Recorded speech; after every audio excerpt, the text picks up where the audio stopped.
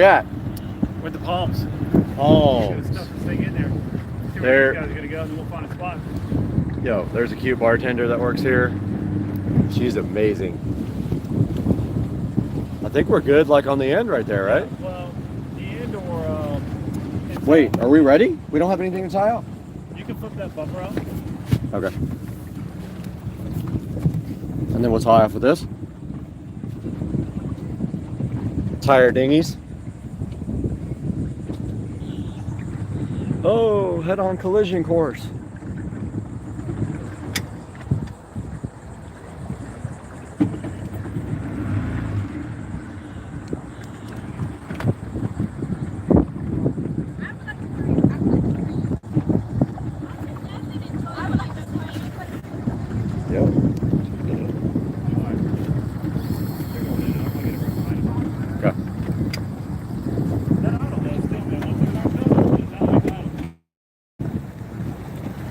Still got idle issues.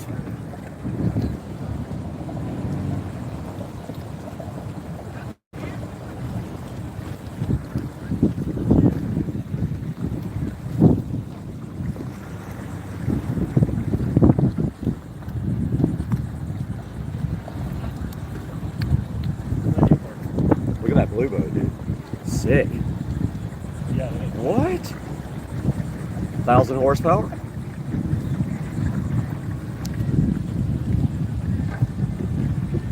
That is nice, brother.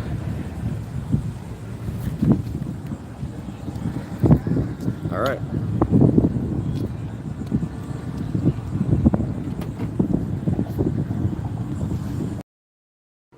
What's going on, everybody? It is Monday, and I am so frustrated right now with UPS. My wheels and tires were supposed to be at the shop on Friday. 3 of the 4 wheels and tires were delivered. The other wheel and tire has been saying out for delivery for 2 days now. I am at my wit's end with these guys. I've called them 10 times. Nobody can tell me where my package is. Today we've got an unboxing. As you can see by the title, this is the G paddles. This is to convert your button style shifter that was on the AMG, the early AMGs, to paddles. Let's take a look at this. Go ahead and open it up. This came from England. Just be aware if you order these that you will have to sign for the package. It kind of took me off guard, and got to the post office today. There were 700 people in line for the holidays. But thank goodness that some lady walked out and said, "Is anyone just picking up?" So first thing I noticed is the package is almost open, but oh well, hopefully there's nothing wrong with it. It says that the G paddles are inside and that there's instructions here. Literally was hardly closed at all. Go ahead and get that rest of that open. See what's inside here. Looks like we got some instructions here that they emailed me. The real instructions. And we've got this other page here.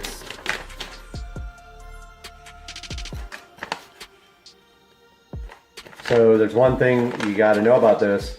The factory button holder, which you will see when we install this, is very delicate. They do not make that button holder anymore. If you damage it, you need a new steering wheel.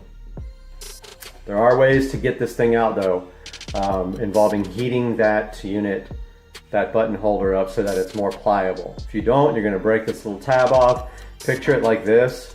Basically, this is not dirty looking at all, is it? There is a little button holder. The stock button is has 2 tabs on the side like this that fit inside these little round things. Okay, to get that button out, you have to pop those little tabs out. But when you do, most people break off this little circle that covers it. It's almost, I don't even know how to describe it, but the pin goes inside this little half circle that allows it to turn. Most people break that off right there because they just are in too much of a hurry and they don't heat the housing. So inside here we've got this nifty little, I guess it's an air freshener, British flag. air freshener. And then inside here we've got G paddles. So they are silver. You can get other colors, but I mean, if you really want other colors, just paint them. That's G paddle number 1. So there's the mechanism. So if you see what I'm saying here, these 2 pins, right there, they fit in 2 little circles that are pivot points, and this part presses the actual button, and this part would be this left side, I believe. So when you pull it towards you, it pushes the button. So that part inside the holder, button holder, that's the part that goes around this pin is what people usually break off. So here is button number 2. I will put the instructions for this with this video. There's button number 2. So it's going to probably be like that, I'm guessing, but the opposite of the way it's facing you.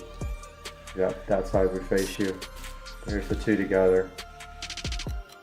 So look for video number 2 of this, which would be installing these beautiful G-paddle button replacements. We'll throw these back in here right now.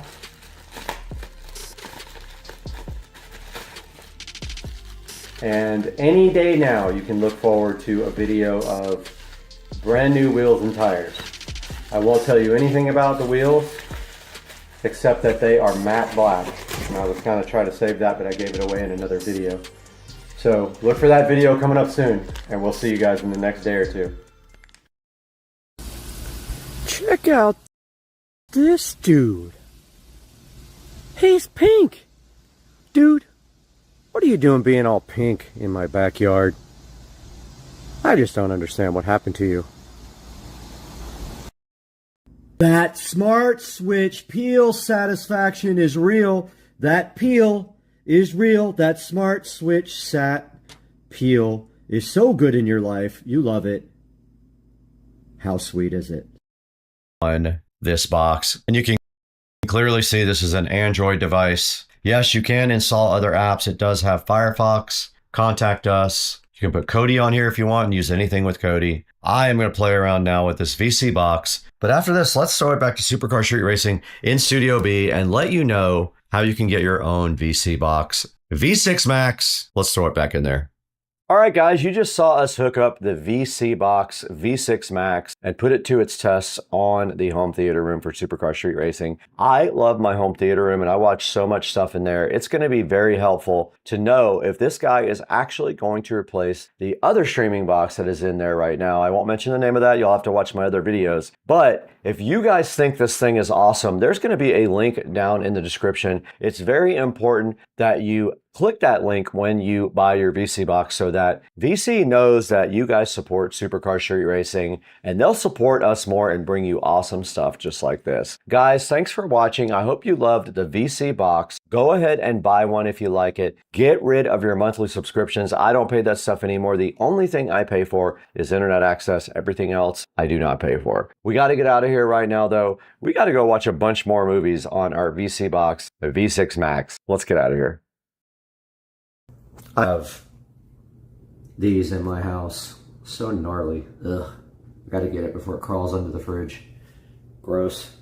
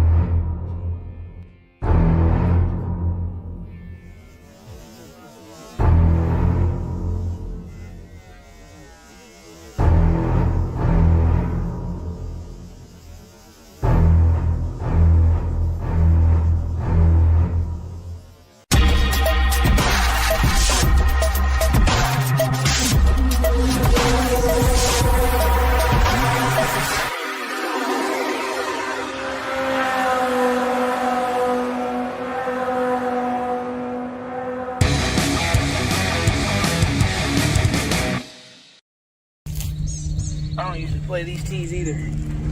Take it. I want you. Don't film me, please. All right, buddy, make it happen for video. No pressure, right? Nope, no pressure at all. Live, Zero. right? Yeah, we're live. We're streaming live. That's kind of loud. Sure we.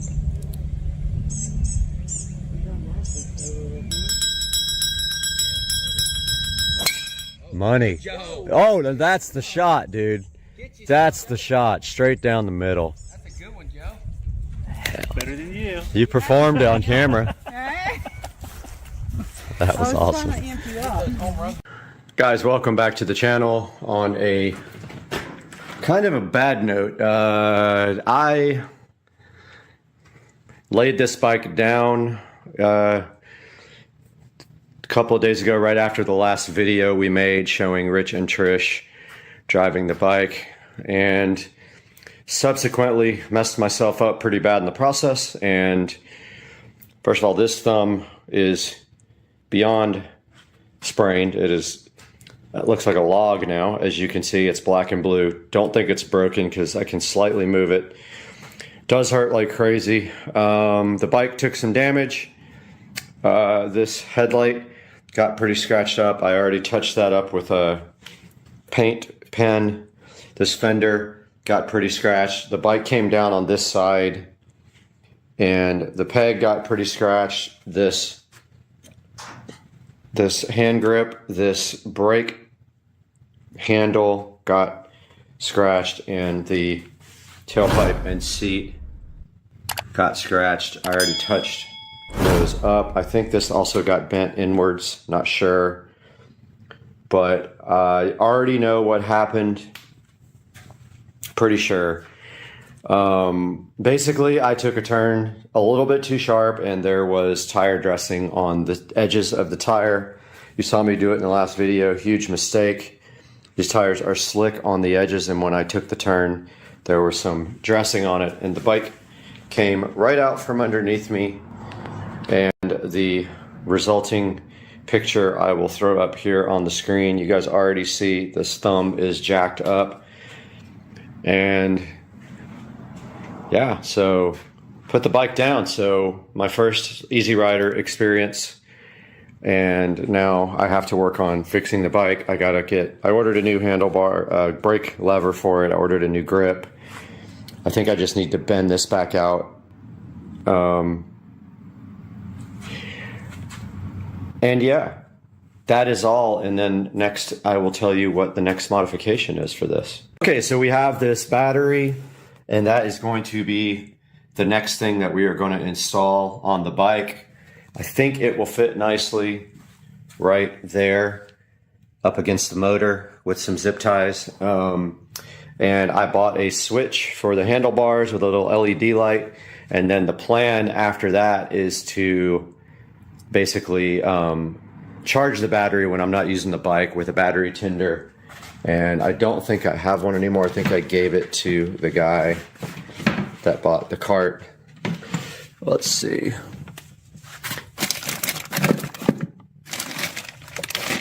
Yeah, I did. I got to order another battery tender, so we will charge the battery constantly with a battery tender. This thing does have a generator on it, but I don't know if the little LED light on the switch is going to run the battery down when we're not using it, so we'll just charge the battery when we're not using it, and that should prevent the light from flickering, but we will find out. Guys, this is going to be a short video because I am injured and I can't really work on the bike right now. My thumb is pretty messed up. And as soon as we have updates for you guys, we will get back on this. But I hope you enjoyed it. Don't do what I did. Do not armor all your tires and then take a turn too sharp as the bike slides right out from under you. Oh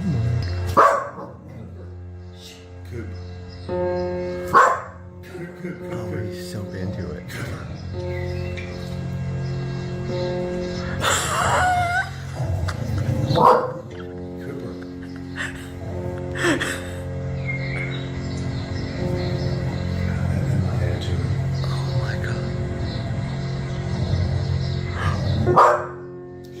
That's enough.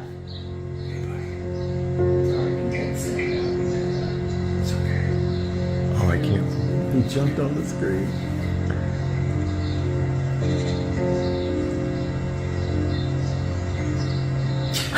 Morning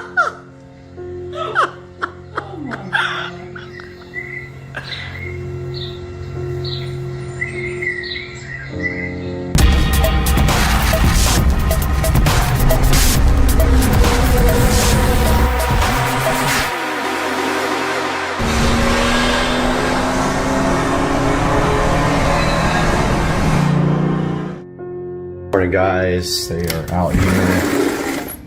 Going to start on the step tile. So looks like he went ahead and marked off his design here. So there's going to be one stripe of step tile on these steps and then on the step out there, and that will be this tile here.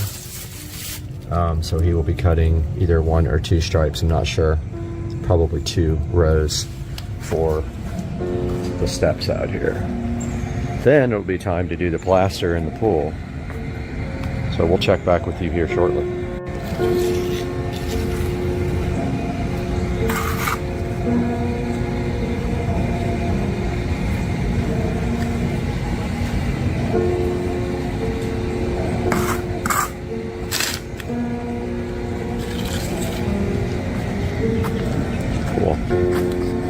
Now the tile just goes right in that inside that line? Yeah. Okay, awesome. And then they plaster the rest? Yes. Oh, okay. That's how to make it smooth when it's thicker. Okay, gotcha. Have a gap in the plaster. This is half-inch 3/4. Uh-huh. Nice, okay. No more cycle. All right, awesome. How long does it take for this to dry so they start the plaster? Probably. Plaster. Maybe tomorrow. Maybe if they work on Saturday, yeah. This is waiting for plaster. Maybe tomorrow, maybe Monday. Okay. Tomorrow Sunday. Yeah, yeah. All right. Yes, yeah.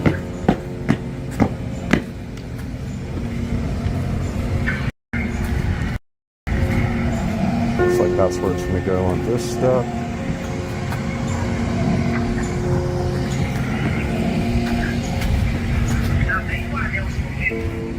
He's got all the thin set laid out. I guess it's thin set. Maybe it's plaster. Oh yeah, it's thin set. It's this stuff, Cool Bright. Swimming pool finish. That's what he's mixed. Or no, it's thin set. Okay, maybe it's both. So a little bit of progress happening here.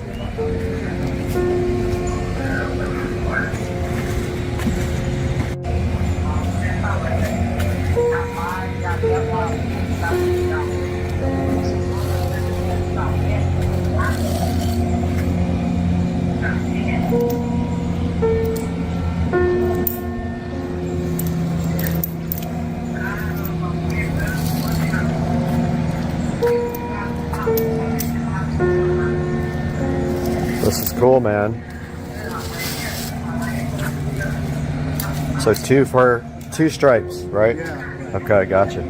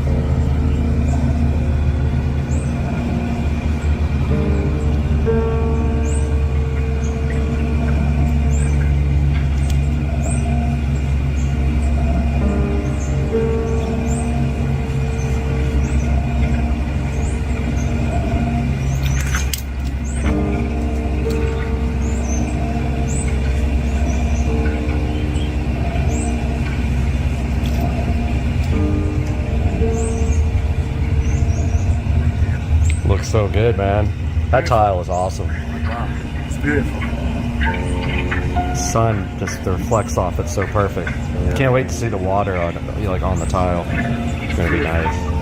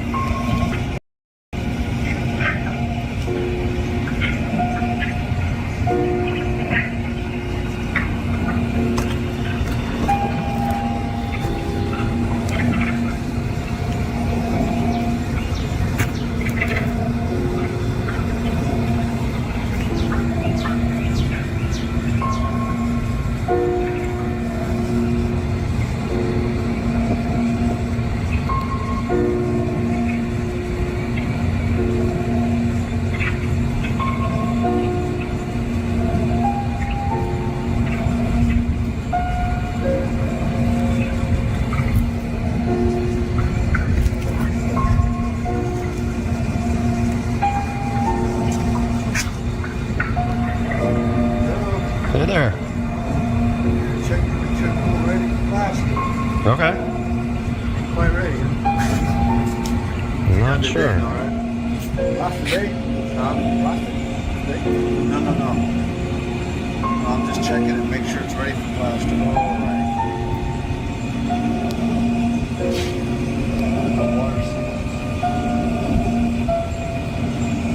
She'll have the towel done today, right?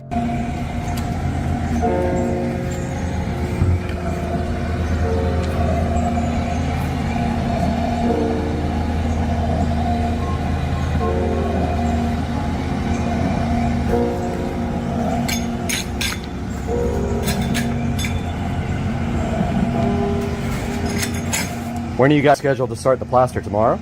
No, I don't need to schedule it. Oh, okay. I'm just here to make make sure it's ready for. Gotcha. Okay. You guys work on Saturday though with the plaster? Not too often, sometimes.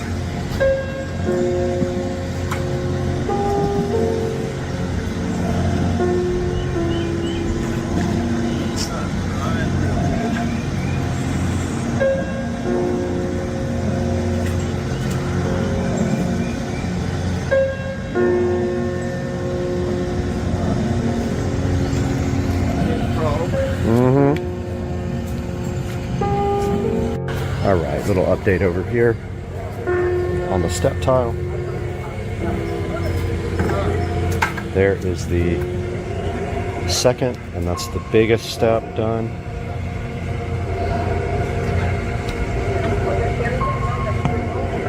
It is hot out here.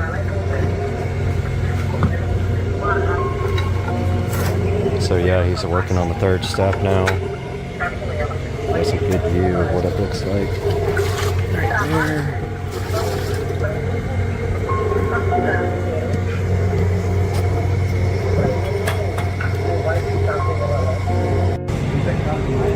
Just cleaned off the tile. That's what it looks like after being cleaned. The sun hitting it. See, from different angles, it's different colors. Okay.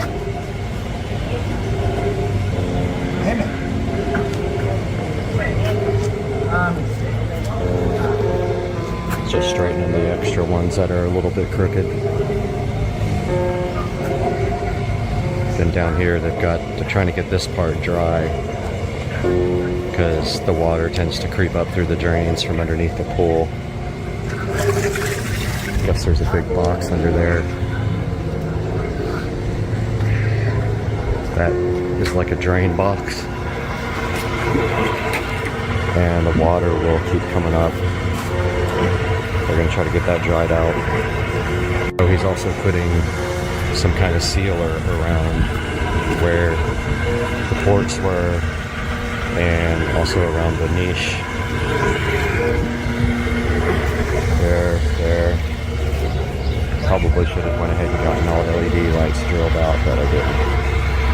Oh well. Alright, taking a look at the step tile on the other side. He's working on the little step, the little seat. He's almost done.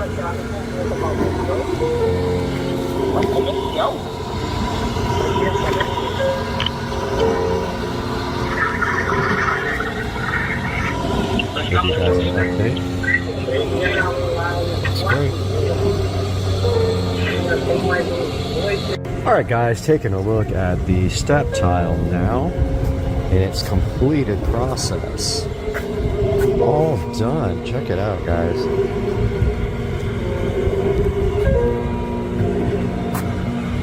Look how that tile looks in the sun. When that water hits it, it's going to be so good.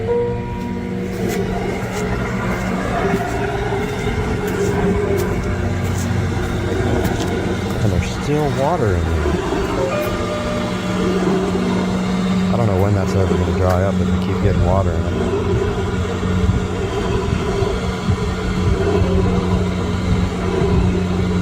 Where's that coming from? Oh, it's coming out of the port. Maybe I'll stuff something in there. Yep, there's water coming out of the port. I gotta take care of that. Anyway, guys, back to what I was saying. I was trying to deal with this water coming out of the port here, so I emailed the pool company about it piling up in the bottom because they're needing that dry before they can do the plaster. And of course, the water's going to come out somewhere. So anyway, step tile is done. That's the end of this update. We'll update you guys again when I have some more information about plaster going in. Until then, I hope you enjoyed the video and hope you're enjoying the way the pool's coming out. Looks good to me, huh?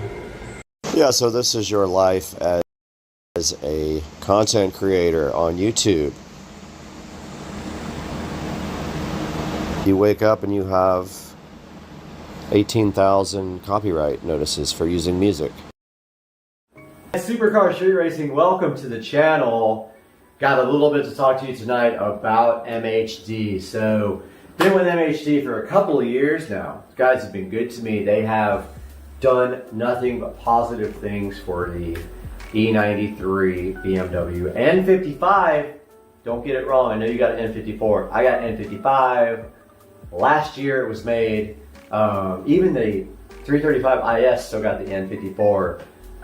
But I got the N55. So N55 actually upgraded motor from the N54. They fixed a lot of the issues with the N54 when they went to the N55. However, the tuner market is more there for the N54, even though you can get good stuff for the N55. Let's talk a little bit about MHD. So there's two ways to flash your car. There is a plug-in unit called the JB4, old school. Plugs right into your engine wiring harness and programmed with the flashes for the JB4. It interfaces through your, computer or your stalk. You can actually control maps and things with the stalk on your steering wheel, and that is a plug-and-play harness application, and it's very popular. And before we had Android flashing devices, you had JB4. Nothing against JB4. However, MHD is an Android flash only application. It uses a cable for DCAN. So DCAN is the BMW OBD2 port. DCAN to USB. USB to your phone or a tablet or a computer. Whatever you have, it works. It's just, you buy a cable, plugs in your OBD2 port, USB into your phone, good to go. So what are the differences? So MHD has, just like JB4, off-the-shelf tunes based on your modifications. Now let's say you just have nothing, stage 0, I just want some horsepower. Flash the stage 0 map, you'll get some horsepower. A good amount. It'll feel way different than stock. Trust me, it's a big upgrade. If you want the real power though, you're gonna have to do the downpipes and the intercooler. That's where the big power is. N54, N55, same power levels, close with downpipe intercooler. What are we talking about power-wise? So on 93 octane fuel, not the 91 crap you get in California, you're probably talking about 75 wheel horsepower, which is substantial. Let's say 100 motor horsepower. Motor makes 320, you make 420. What about on ethanol? So most places have E85 available now. So what can you do on ethanol? Well, depends on what you have. So the 2011 late model N55 has a better high pressure fuel pump than the earlier models. You can do a little bit more on that guy. You can make 50% ethanol happen. Probably on the N54, you're looking at 35 to 40% ethanol as your maximum ethanol content. I happen to have the N55, the later model. I have the upgraded high pressure fuel pump. I run 50%-ish ethanol, but you can never tell, and I'll explain that in a minute. The problem with E85 is ethanol. It says E85. 85% ethanol. However, E85 can be anywhere from, at the lowest, I've seen 50, at the highest, I've seen 95. So you're lucky if you get the high end, you're unlucky if you get the low end. Usually you get 85-ish, a couple of points under over. Now, so what's the positives of running ethanol? Ethanol's cheaper than premium, so it's about $3.30 right now. It used to be $1.80. Welcome to our current situation. It makes more power. It burns cooler. All three of these things lead to better ignition timing, more horsepower, cheaper fuel, and for you, that's amazing. That's what you want as a car guy. You want the cheapest possible fuel that makes the most horsepower, burns the coolest, and just feels good to run. It just smells amazing too, if I could smell. I can't smell anymore, so I don't know. So ethanol, I run an E50 mix on MHD. So here's MHD right here. Now let's talk about what happens if you want to run more than 50% ethanol. Cannot do that. You cannot do that on the stock fuel system.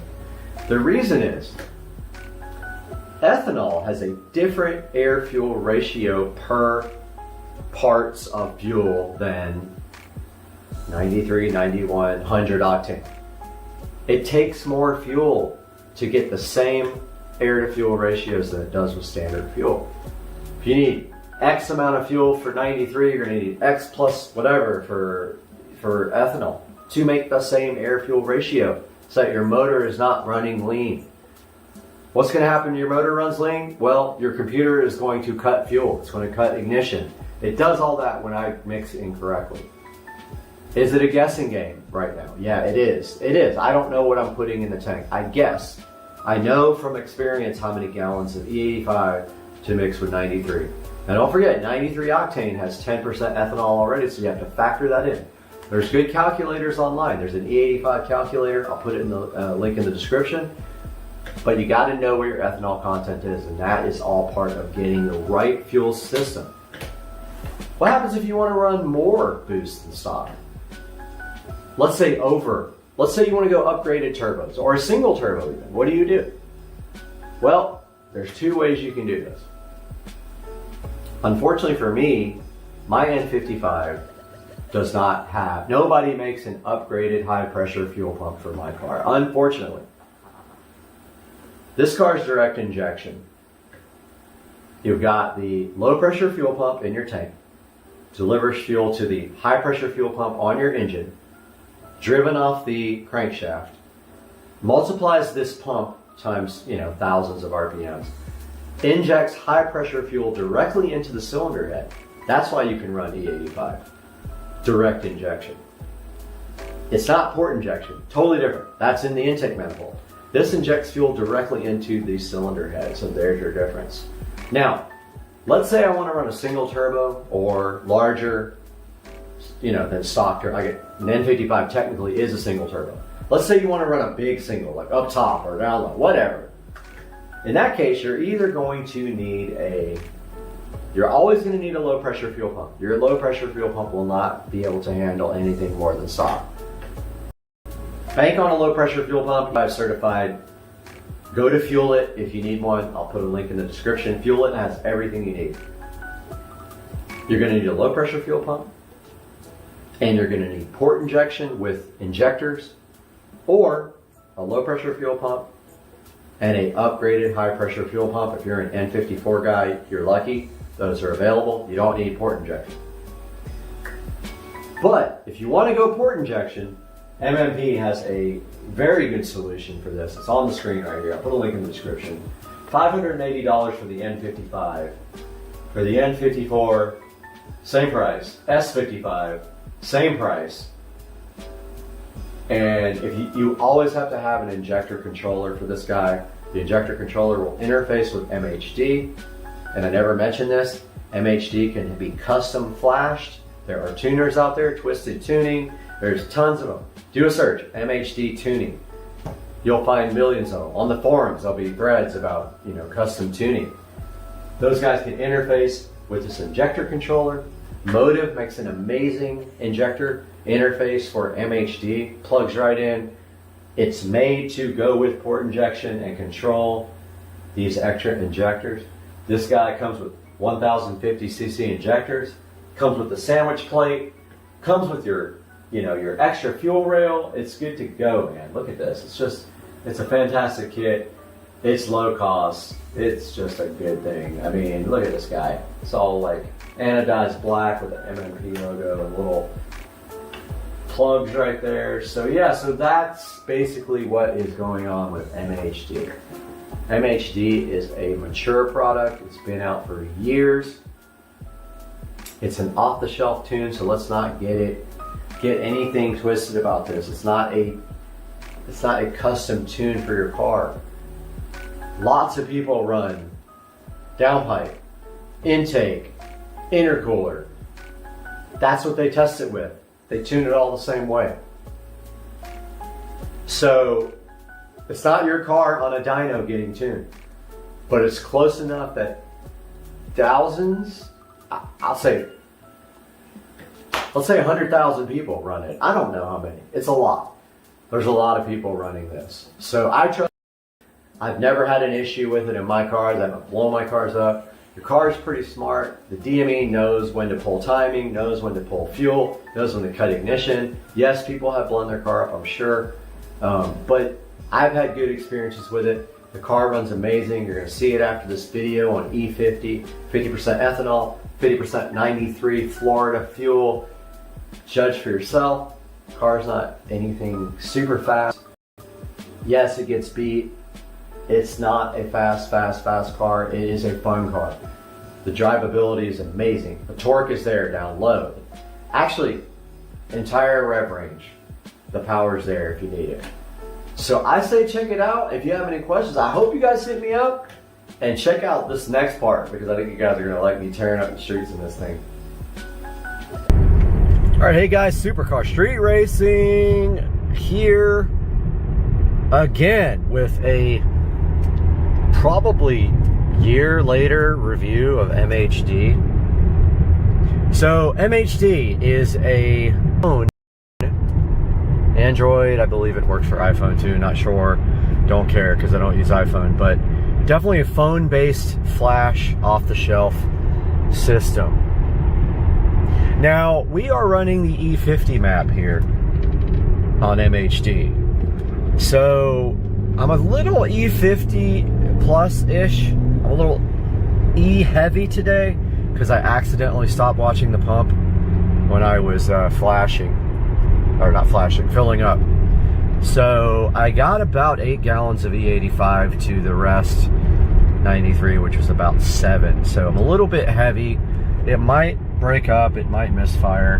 When those air fuel ratios get a little bit too lean, it will cut fuel or spark. And so that's where we are right now. We also have the flashed transmission here, XHP, not race, but the one right before race. I think it's like stage 2 or whatever.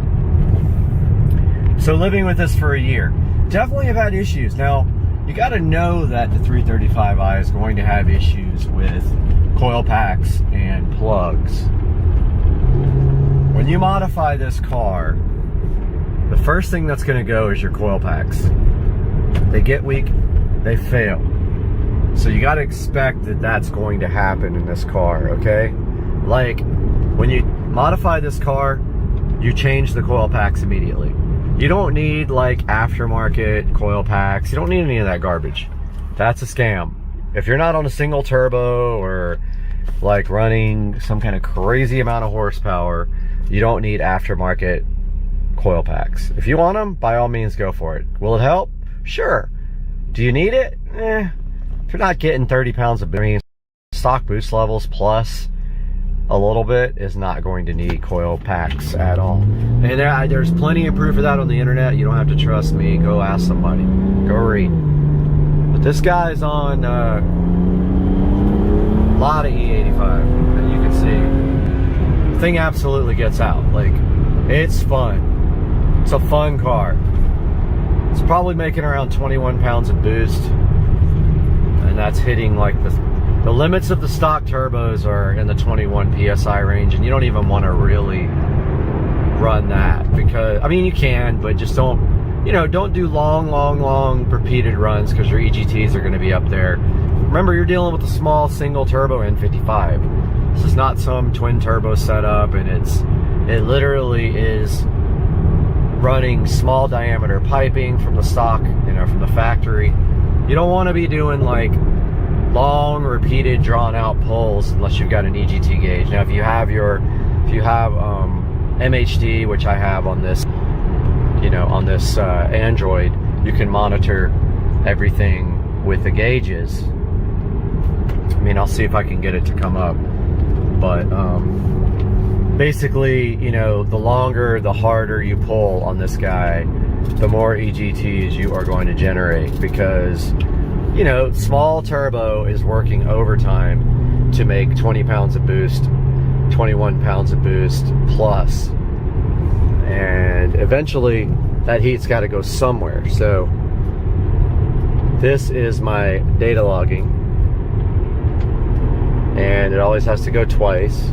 So you have to tell it, you know, yes, I agree to let me. Okay, so there's our gauges right there.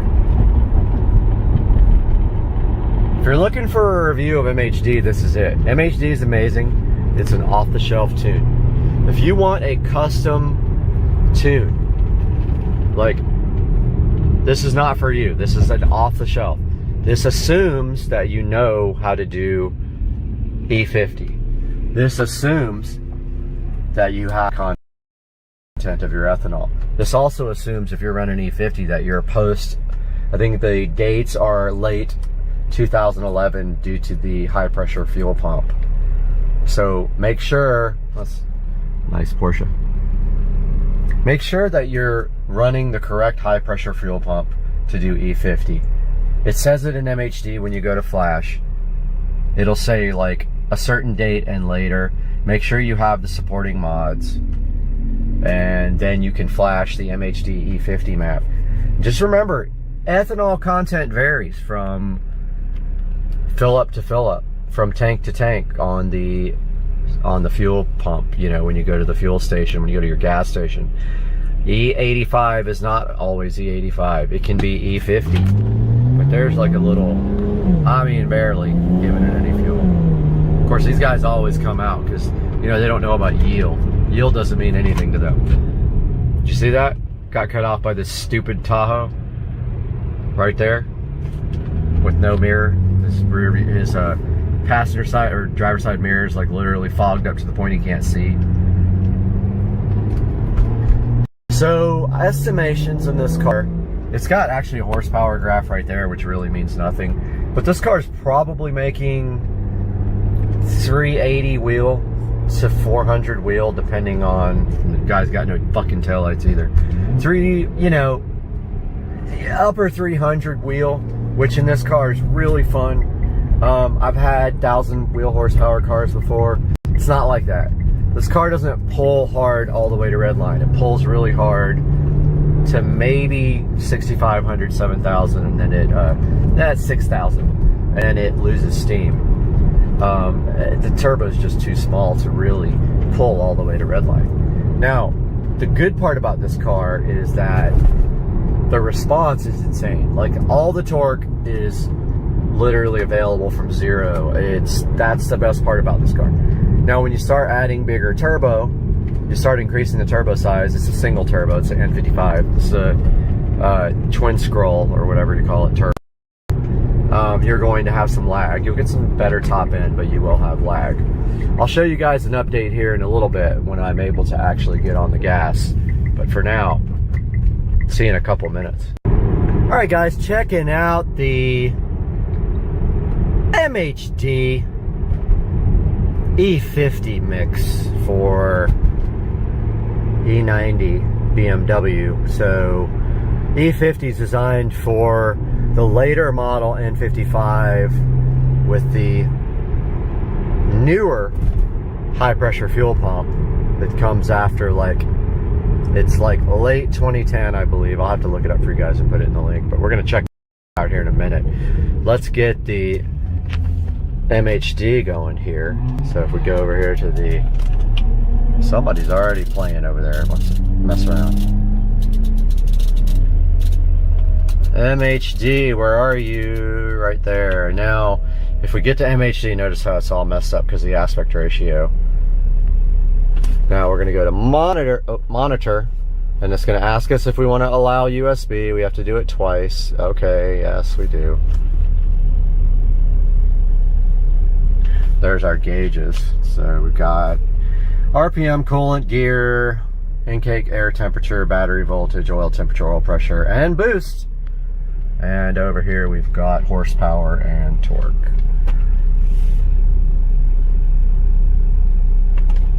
Can't really do much right here, but when we get to like a better place, but here's a good look at like MHD.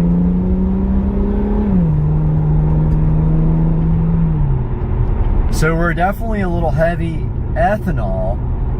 So it could be some misfires. Might blow a coil pack or two. You never know, man. But there's horsepower torque there on the right hand side of the ID4. I think my display is a little bit cloudy. Let's see. Yeah, I think it was a little bit jacked. We'll be back here when we can actually do something. All right, so just a little bit of drivability on MHD. Literally, you can't tell at all that you're tuned when you just are driving down the street normally. E85 cold start is about a second longer than without E85, and so that's acceptable to me. I don't have smell anymore because of COVID. I've lost it for over a year.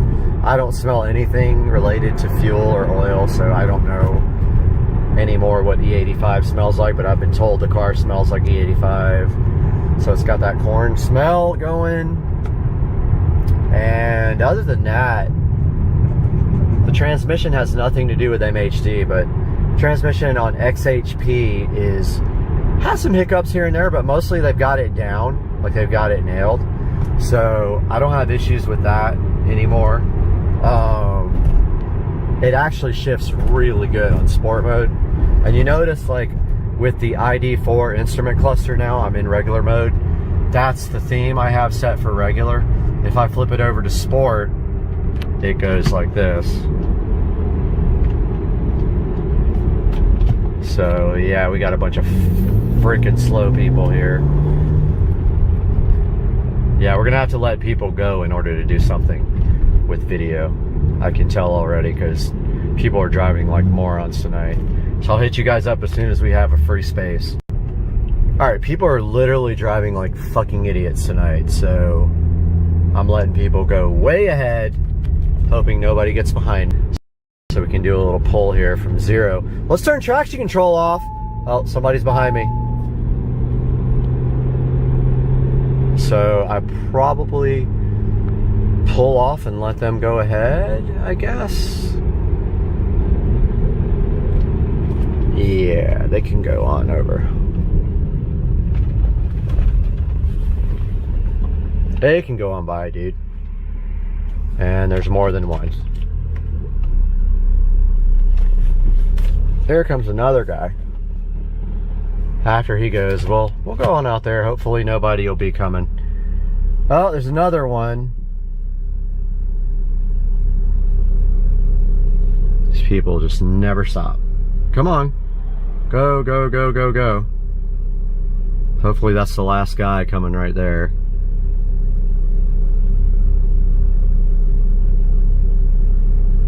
Looks like it might be. Alright, let's get out here. Let's stomp it from here. Alright, here we go. Here we go. From stop, no traction control. MHD E50.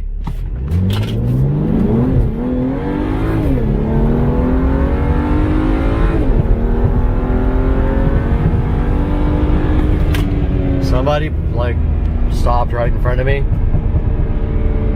Let's do that again. There's somebody behind me, so I'm gonna pull off up here and try again here in like 2 seconds. All right, so the car was a little bit cockeyed. The car's running really good though. Like, it feels great. I think they might have turned off. Yep, they did. They turned off. Okay, let's get out here. Here we go. E50, MHD, E85. Here we go. 1, 2, 3, right from scratch. There we go. There's 60, 70, 80, 90, 100. And that's all we can do on this little road. So that's 0 to 100. MHD.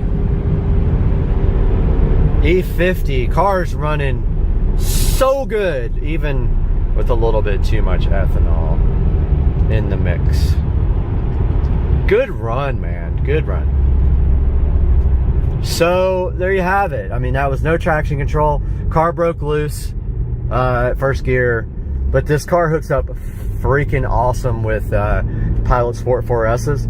Yes, the car's not anything amazing. It's not like a supercar. It doesn't make 600, 700 horsepower. It makes 450 at the wheel. I mean, at the engine, 425.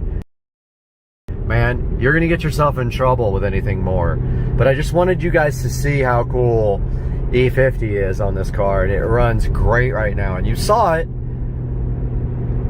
It's not like doing 0 to 60 in like 2 seconds or anything like that. Maybe 4, maybe 4.5. Who knows? But man, this car is fun to drive, and I absolutely love going out on the street and getting people who want to play, because it surprises a lot of people, and yeah, it doesn't beat everybody. That's not the goal. The goal was that when I had my IS300 with my Supra swap and my Supra with, you know, 800 wheel, 900 wheel horsepower, that's when you beat most people and bikes, or, you know, 80% now, because everybody's got 1200 horsepower Lambos and Audis and all that. But man, that was fun, guys.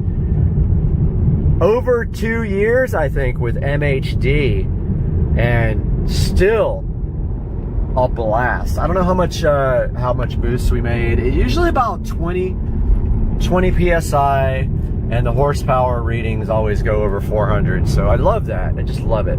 It's just so much fun, and I hope you guys get a 335i, and I hope you tune it, and I hope you hit me up in the comments and ask me questions and want to know how to do it. I'll be glad to help you. HD 335i. Later, Gator.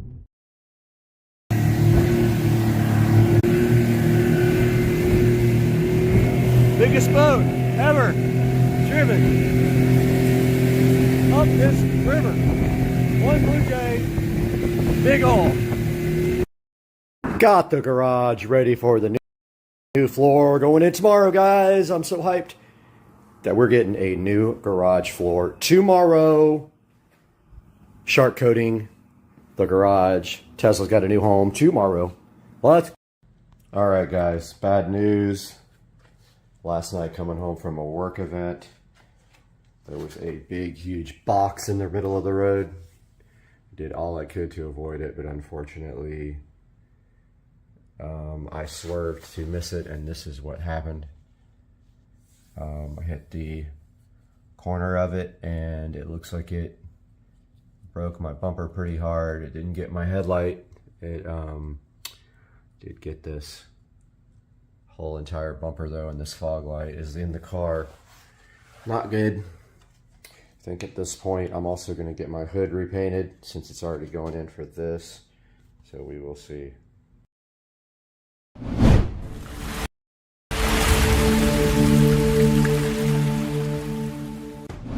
Guys, welcome to Supercar Street Racing again. We are so happy to have you back, and before I do anything, I have to take my medicine real quick. Hold on, because I've been really sick. Let me do my medicine. All right, I got my meds taken. We are ready to proceed today on Supercar Street Racing, where we have a special edition, cruise edition for you guys. We are going on a cruise in about 2 weeks, so we have a special cruise edition for you today. We're gonna show you exactly how to bring liquids on board. I'm not gonna tell you what kind, but we're gonna show you how to bring liquids on board without having to pay. So let's do that today on Supercar Street Racing.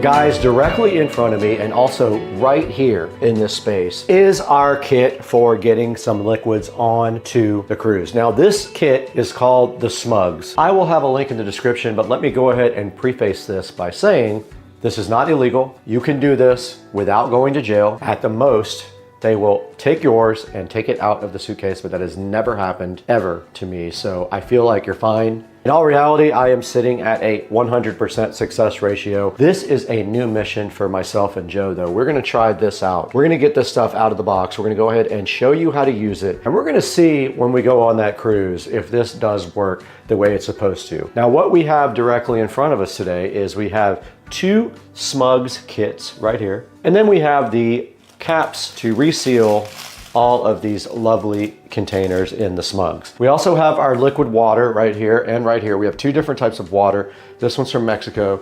This one is from Russia. And we're gonna go ahead and get that into the kit today and just see how much of a mess we can make when we try to pour this. So let's go ahead and get these kits unboxed. This is the same kit as this one. There are 2 here. Link in the description. Buy yours through our link so you help out Supercar Street Racing.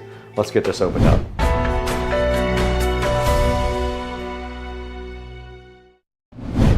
Guys, it's been a while since we've been out in Studio A, but we're back again. And today we have a very special sponsorship for you from Dive Blues. Dive Blues was kind enough to send us their cool little turbo handheld fan. This thing is right here. It has 5 speeds and it connects directly to a USB type A port. I've got it connected to the computer right now. And as you can see, you hit the button right here on the back and that is speed 1 and it goes all the way up to speed 5. Check it out. I know you guys can hear that. Now it is outputting a good amount of wind right now. It is very cool. As a matter of fact, this is going to be perfect for the studio. I'm gonna put the Dive Blues fan right here on the desk and that's how it looks. It's a pretty cool thing, man. It's just a tiny little fan, but man, it does a lot for a USB powered fan. Go ahead and check it out. You'll get your link in the description and a special discount code from Supercar Street Racing. Buy your fan from our official affiliate link and tell them Supercar Street Racing sent you.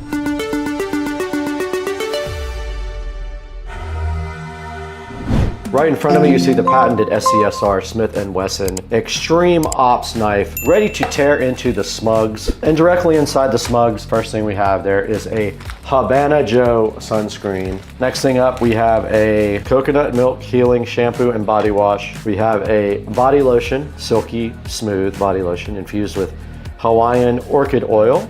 We've got a aloe after sun cooling, so when you go to the pool, you have both of those. We have a aloe vera body wash, and we have a relaxing lavender oil. And I didn't know it, but they actually did give us caps, so I bought those for no reason. Oh well. Now what you're gonna find in the other one is the same exact thing, because this is my set, that's Joe's set. And so now let's open up the other kit. And directly inside the other kit is exactly the same thing.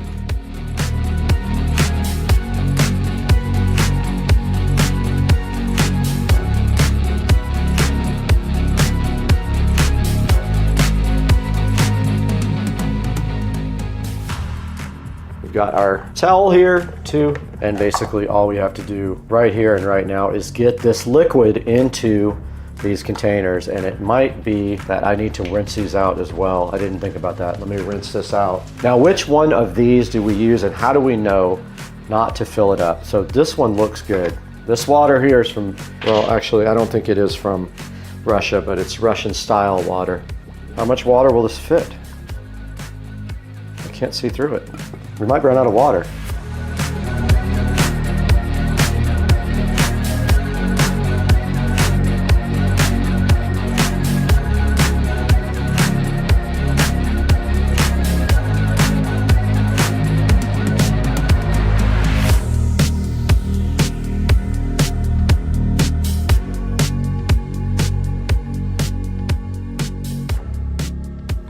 All right, this water bottle is ready to go. We can now take water with us on the cruise. Let's go ahead and fill up the aloe vera. Water number 2 is ready to go. We are almost out of water though. I feel like we won't even get this one full.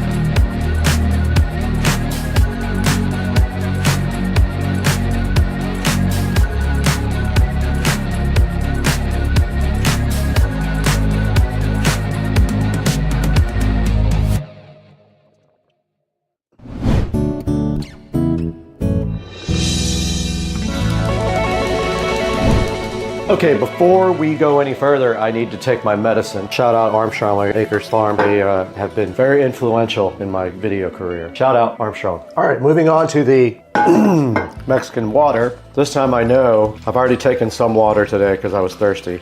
This pours way stronger. Where we are. We're not close yet. Oh, These nuts. blew it. That poured way faster than I anticipated. All right, I'm gonna open up our aftermarket buttons here. That one's all the way full. When you tighten it, it kind of just seals, but I wasted a lot of water right there. Okay, a little bit more careful this time so we don't waste a bunch of water.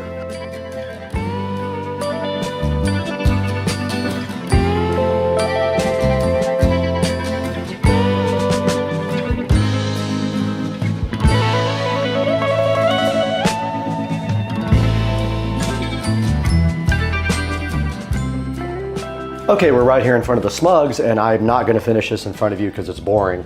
But I do want to say that they want you to put these into the caps, not onto the bottles, but it's kind of the same thing. You place them in the caps, and it does say do not try to walk your luggage on with these. Only check your baggage, which is what we're going to do. That's not leaking at all. So you fill them up so there's no sloshing, so you fill them all the way up. That one might need a little more liquid. That one does not, so they want you to make sure it's all the way full. Tells you to put them in storage bags, so we're gonna get some gallon Ziploc bags to put those in as well. That way if they leak, it doesn't matter, it leaks directly into the bag. These are to pour in the bottles. Got him. Anyway, guys, you get the picture. The Smugs kit is comprehensive. Get your Smugs kit from the link in the description. I would love to hear your experience if you try to put, it's gonna be fine. Look, guys, I have actually done way less of an effort than this and had zero problems. Let Supercar Street Racing know how you did on your trip. Now let's go into Studio B and check this out online, how you can get your kit, order it now, let me know how you did. Shout out Armstrong Acres Farms.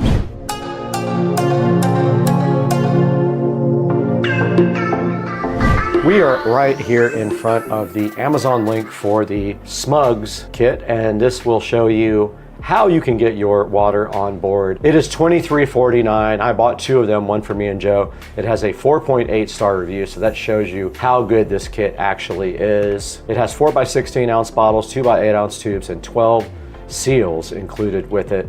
These are all food grade plastic with 12 safety seals and instructions, leak proof. Keep it discreet, guys. Go ahead and order these from Smugs. There will be a link in the description you can see right here. So you're gonna need more than a 1.75 if you're gonna fill all these up. So that's perfect for cruises, beach days, pools, anything where you need to Smugs your jugs. $100 of savings inside, fits in any luggage also, but I would encourage you to put those in a big gallon Ziploc bag before you go directly onto your cruise ship. There will be a link in the description to the Smug, so you will be able to order your own for when you go on your nice trip. And right here on the dashboard, we have 129,173 subscribers, and we encourage you to like and subscribe and hit the bell icon so you can see when we publish a video. And we are so appreciative for your support. I am sick right now, and I'm sure you guys could tell by my voice, I have been struggling for the last 4 or 5 days. So getting this video up is going to be tough, but I'm working through it. Like, subscribe, support Supercar Street Racing. Watch our last video about recessed sliding. The one before that about AI robotic lawnmowers is also killing it. Let's get going, guys. We got a cruise to go on. Let's get out of here. But I gotta get some medicine first.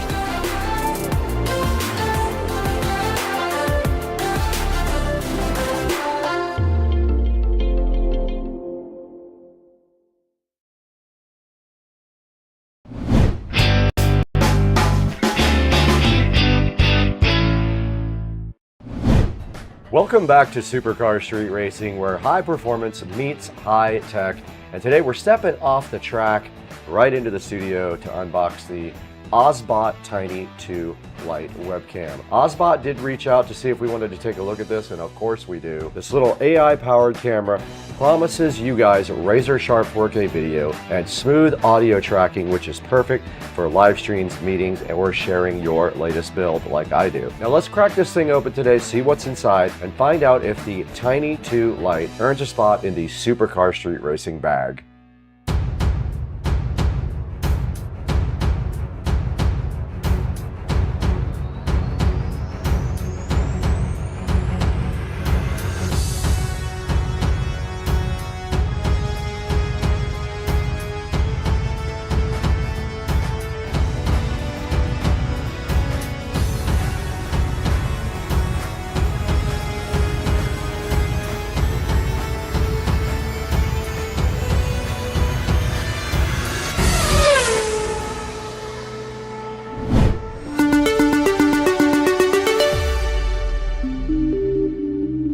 All right, here's the Osbot Tiny 2 fresh out of the box. This sleek little piece of gear, we're gonna take a look at it and see what makes this webcam stand out from everyone else. Now, first up, it does shoot in crisp 4K video, and that means your video will always be razor sharp, whether you're gonna stream or do tutorials or jump on a video call. This Tiny Light 2 can handle it, and this lens will stay crisp and capture clear, rich color, even in lower light. So you don't have to do a full studio setup to look professional. And that's why we're shooting right here today. Now, another huge feature of this camera is the AI-powered auto tracking. Thanks to the built-in gimbal, it does have one on the actual camera, and it's intelligent face tracking. It can follow your movement. So that means whether you're at a whiteboard on a meeting or you're in the garage rinsing on your car, it will follow you. And it'll keep you centered and no weird, awkward jumps. So simple hand signals can let it zoom in, out, or start or stop tracking. It's perfect when you don't want to grab your keyboard in the middle of a stream. Now, the audio from this thing gets attention too. It has dual omnidirectional microphones, and they cut out background sounds with noise reduction. That means your voice stays clear even if there's a bit of garage action or street noise right outside the SCSR garage. Now, another cool feature for privacy is when this is not in use,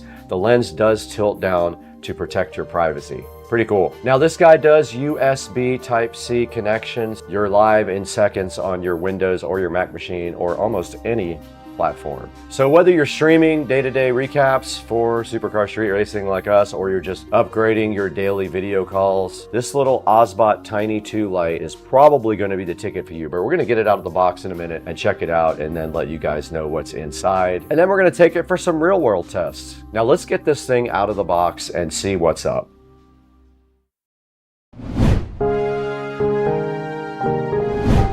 All right, the Osbot Tiny 2 light is directly in front of me right here. We're gonna get this thing out of the box real quick and see what's inside. Now, the first thing that's really cool is the packaging is very nice on it. Esports World Cup broadcast, very cool. There's not much else on the box itself, just a little bit of data on the front and a picture of the webcam. And then inside of the box, there is another box, and it does say on the back what actually comes with it. We're gonna be replacing this camera with the Osbot. Now, the package is just closed with a little plastic thing right there. I went ahead and opened that up so we could get it out. The lid flips off here, and inside it looks very washed out. Now, inside the original box, there's another box, and it just shows you what kind of accessories does come with the Osbot Light 2. It did come with this packaging here, so this is just a user manual. Now, interestingly, the Osbot is right here. So here's a good look at the front of the camera right there. Very small, very cool. Let's check out what else is in the box now. There is a box inside of a box. It is a USB Type A to USB Type C adapter, and also a long cable for this guy right here. So that's perfect. So yeah, they give you this cool little adapter. All you have to do is plug this directly in. Now, the whole point of this video is shooting on the older, I think that's an eMeet webcam. I'm not 100% sure, but I wanted to compare that to the Osbot. So here is there is nothing else inside. So the mounting for this is a tripod mount. It looks like it has a standard tripod mount right here at the bottom. You can see the screw, female screw hole there, I think. It also can mount to your monitor. Look, it has a little tab right there to go ahead and mount to the monitor. And the USB Type-C cable does connect in the very back of the webcam right here. You just pop it in like that. All right, we got the Osbot directly plugged in right up here, and it flashed blue for a few seconds and then turned green. Now, there's a place here on the Osbot website to download software. Let's switch over to our web browser here and take a look. There it is. Here's the Osbot Center for Windows. Let's go ahead and download that. And I'm going to go ahead and say landscape mode for the Osbot. This is the Osbot Center. Let's go ahead and close everything else. AI gameplay is a little control panel that comes with it. It is awake now, so what we need to do now is add this to our live stream, and we'll let you guys know when we have that all set up.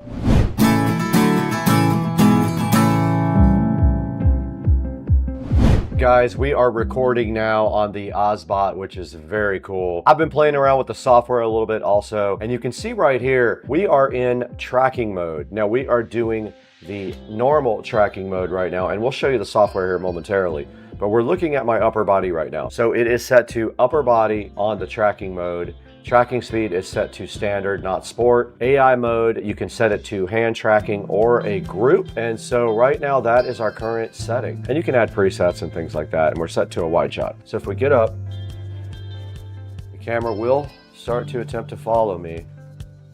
across the room. And now I am on the other side of the room, and you can see I have a wireless mic on. So yeah, the camera is following me, and it will attempt to follow me as I go over here, which is so cool.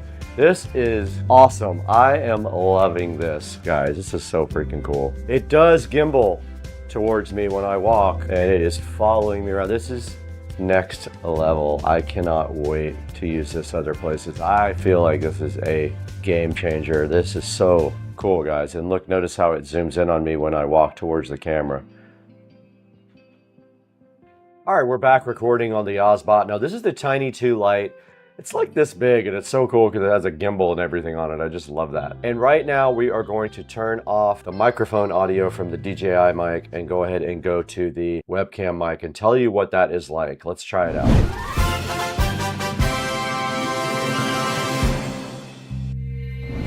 All right, we are recording now on the Ozbot mic. Now it has two omnidirectional microphones for you. So I want to see what this is like when I get up and walk around and if it tracks me, which it is doing. All right, I'm kind of far from the Ozbot now, but I can see the level meters moving, meaning they are tracking me and looking at my audio. And my audio level's pretty good. I will not edit the audio whatsoever. I'm gonna put it raw directly on the track so you guys know what the Ozbot Tiny 2 Lite audio quality is like without any AI interruption or anything like that. That whole clip will go in now. Now, I did notice when I sat down, it didn't find me, so I kind of put my head in the picture. And then it did simply find me. Now, I'm going to switch this to sport, the tracking speed, and get up again. That's sport, and it is tracking me back to here in the SCSR office. It looks good so far. I'm going to try to sit down. It's kind of what I was hoping for. It did finally find me. Again, all this audio is on the built-in mic. Now we're going to switch back to my DJI mic.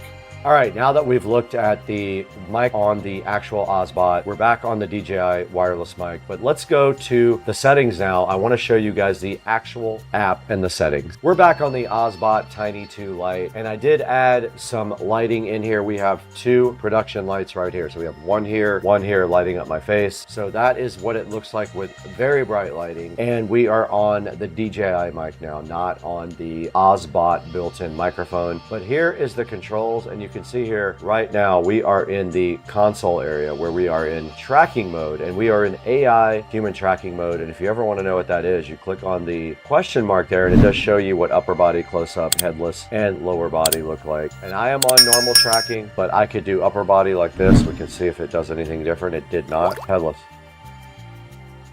made me headless. Lower body, it definitely did lower body. Let's do normal. And we are back, guys, just like that. We're back in the frame. That's pretty cool. Now, zone tracking is a user-defined range, so I can tell it not to track outside of a certain range. I've got the tracking speed on sport. You can back that down to standard if you don't like the sport mode. Now, AI mode. You can put it on hand tracking or group mode for AI mode.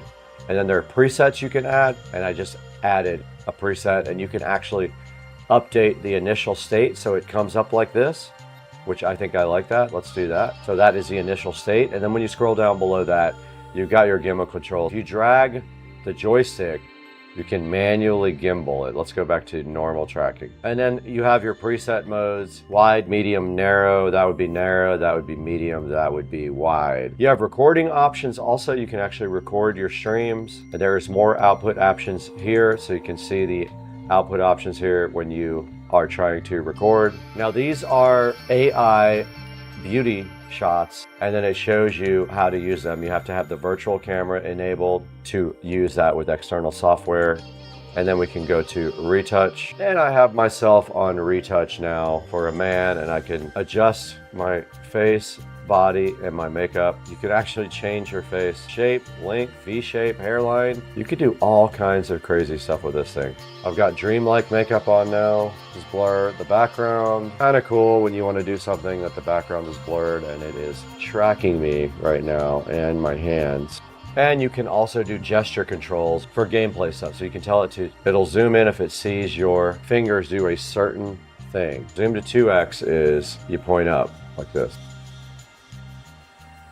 There it goes. Dynamic zoom is this.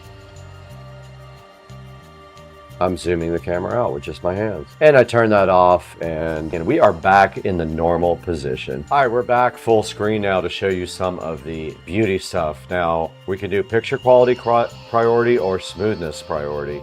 Let's do picture quality. Now we're retouched. This is AI me with the Ozbot. Fire, dog. Fire, dog.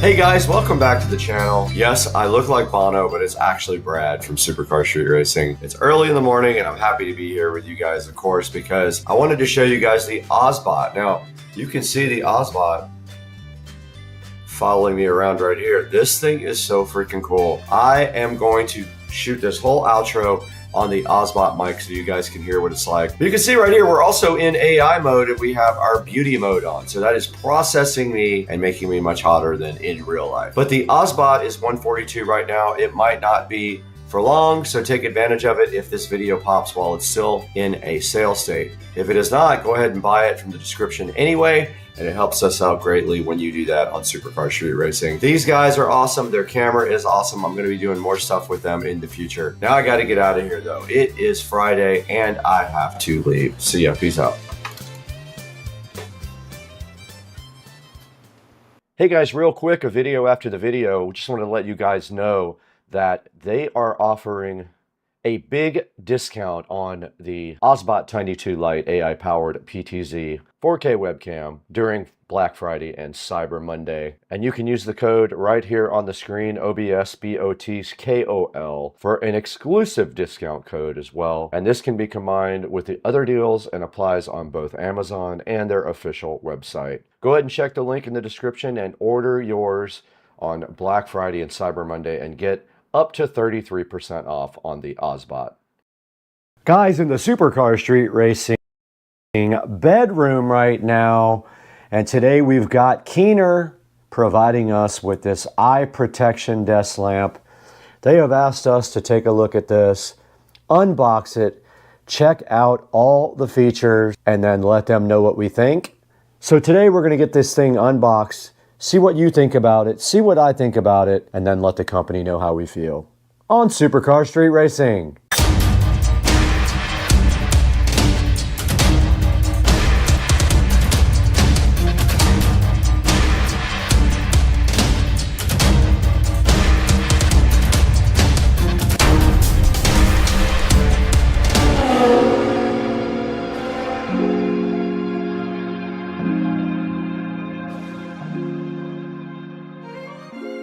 Ladies and gentlemen, the company Keener has provided us with this eye protection desk lamp. So today, right here and right now, our mission is to get this guy out of the box and basically see what it's all about.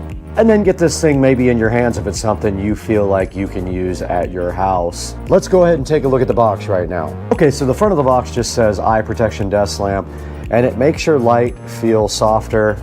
Not sure what that actually translates to, but I guess it means that the light is easier on your eyes. And then down here at the very bottom, it says it has product functions of 5 color temperatures, the brightness is adjustable, it protects your eyes, and it does have a timer. It's got a few modes here, also study mode, work mode, video mode, fill light mode, and night mode. And on the side of the box, it says do not get it wet, keep it faced up, and don't break your wine glass either. Moving to the back of the box, we see the product model YX01. It is made out of ABS and aluminum. It weighs 2.4 pounds, and it is 8 inches wide and 43 inches tall.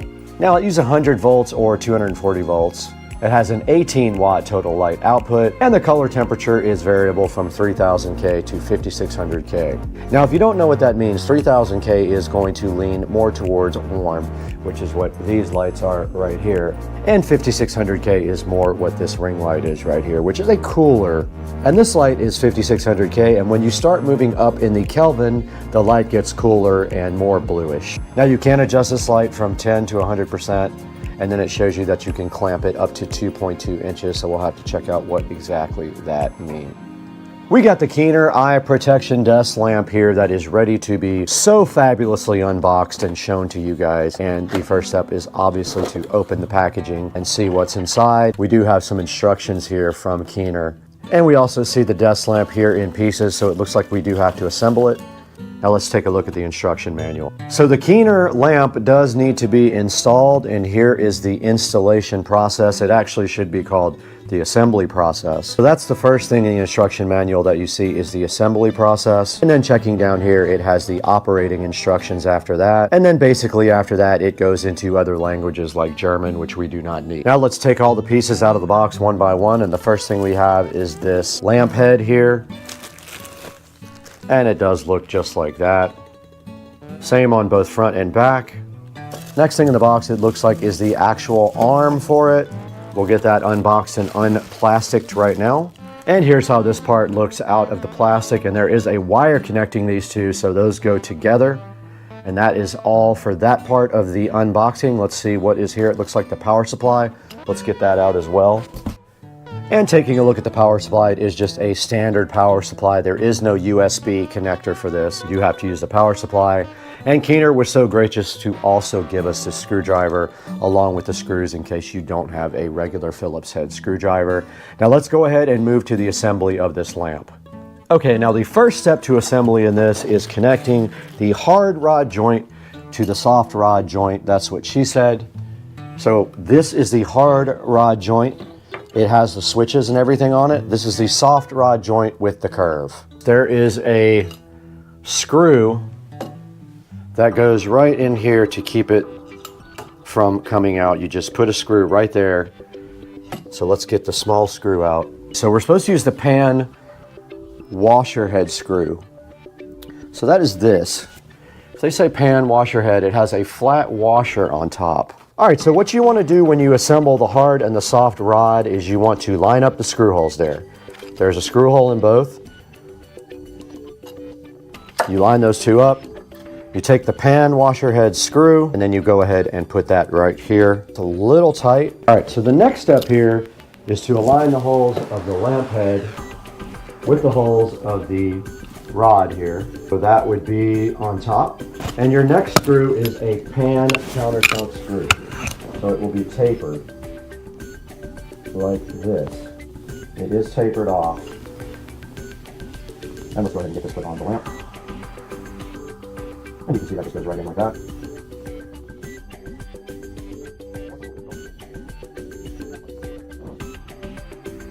Okay, so basically this is flexible, so you can turn it back the other direction, and you want to have your controls facing forward there. So this is completely assembled now. Okay, the next step of the installation procedure is the lens hood. So this thing says there are 3 buckles corresponding to 3 notches in the lens hood. So here is the aforementioned lens hood, and there are only 3 places this can go. It's these 3. And then it can be slid around like that. There you go. The lamp hood is installed. And that is going to do it for the installation procedure or the assembly procedure of the lamp. Okay, the lamp did come with this remote control here, so let's go ahead and take the peel off the battery. And on the front of this remote here, you can see it does have controls for the brightness, a timer, the mode of the light here, which color temperature you would like, and we will test that out momentarily. Now, clamping the lamp to a desk is as simple as just opening up this clamp here, and we are clamping this down.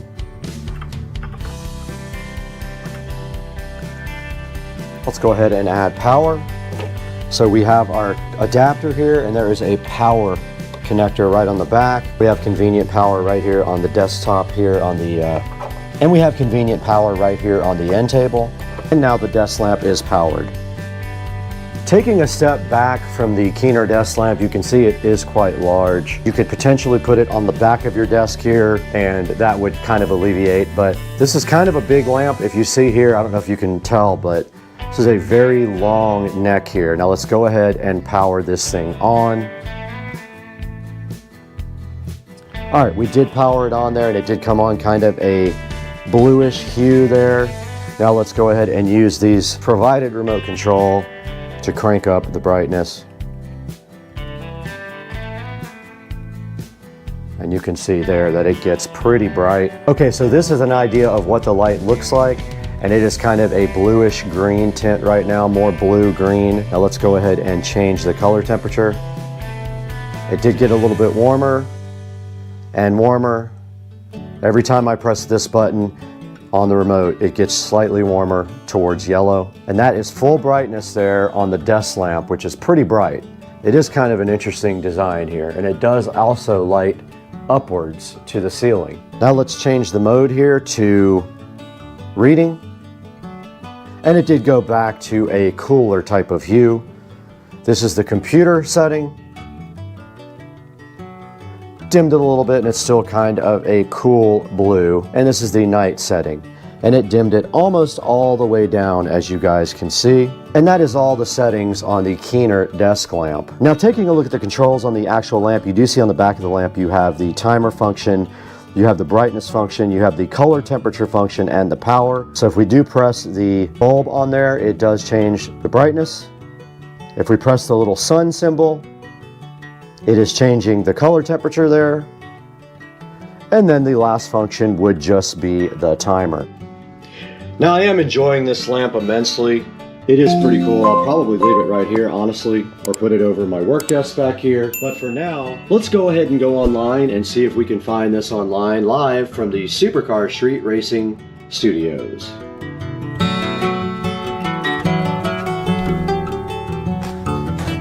Guys, welcome back to another Supercar Street Racing product review. And today we've got the Keener iCare desk lamp for you guys to check out.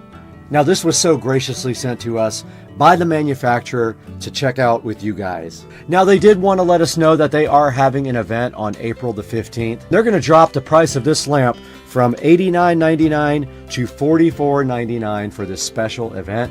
So make sure that you order this through my link in the description if you are interested. Now this lamp is pretty cool. It clamps to your desk.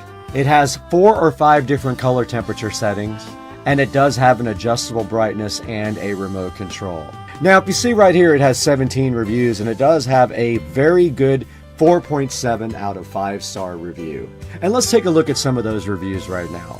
So for the 5-star reviews, it says it easily clamps on the desk, perfect for my workbench, highly adjustable position, highly adjustable high quality workbench light, outstanding task light. It does have some 4-star reviews, nice light, wonderful desk light, innovative clamp lamp, good quality, versatile, although pricey. So make sure you get yours when it does go on sale.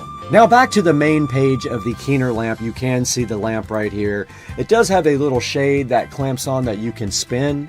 And then right here it says that it's really good if you are watching a monitor. It will help with eye strain.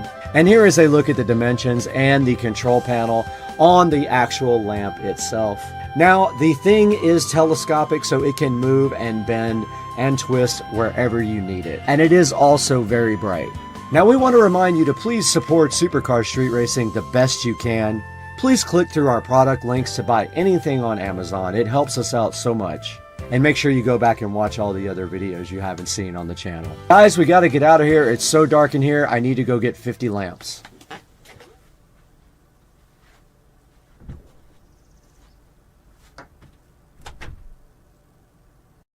Huffing it on the treadmill and I'm watching solos. You guys got to check that out.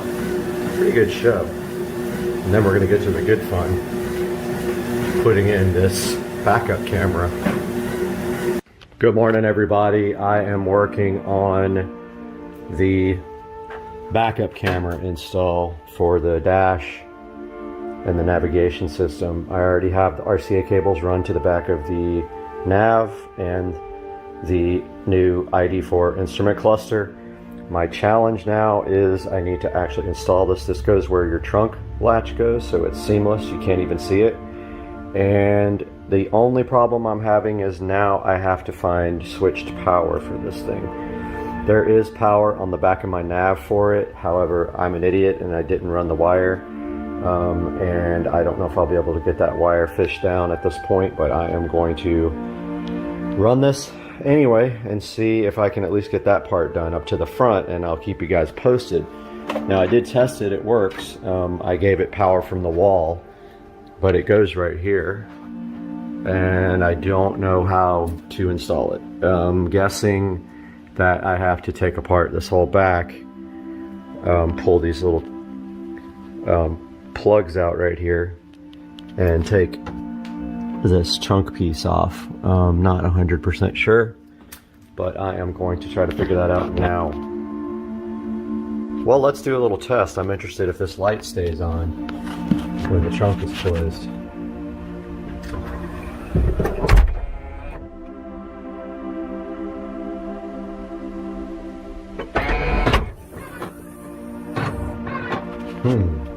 This probably isn't a good test, just because it probably turns off after you start the car after a little while, unfortunately. Alright, went back and watched the video. That light definitely turns off, unfortunately, when the trunk is closed. The battery's under here. Really wouldn't do me any good without some way to relay that on. Doubt this camera uses much power, but still, I don't want it to be on all the time. Or I could just run battery power. So my best option, easiest, is probably the cigarette lighter. To maybe put a little Y adapter on it and run a wire from that, or just actually open up the cigarette lighter in the center console and tap off the back of that. But first things first, I mean, man, why isn't there switched power back here? I heard some of the cars have like a accessory outlet in the back somewhere, which is very cool. This car probably doesn't, so I'm gonna get to work trying to get this camera installed first. Okay guys, I'm consciously trying to keep the camera a little bit more steady in this video because I noticed last time it was annoying. I did get my camera bundle wire done here. So what we've got is the camera output is an RCA cable. This is inside this loom. Also the input for power is inside the loom. And then that runs to the cable that's going to go all the way to the front.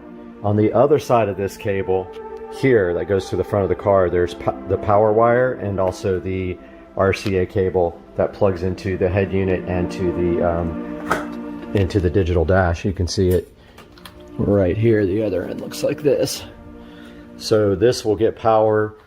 We'll go ahead and bite the bullet and get it off the navigation system like I was supposed to in the first place. There's a power wire with the video cable there, so it's switched power.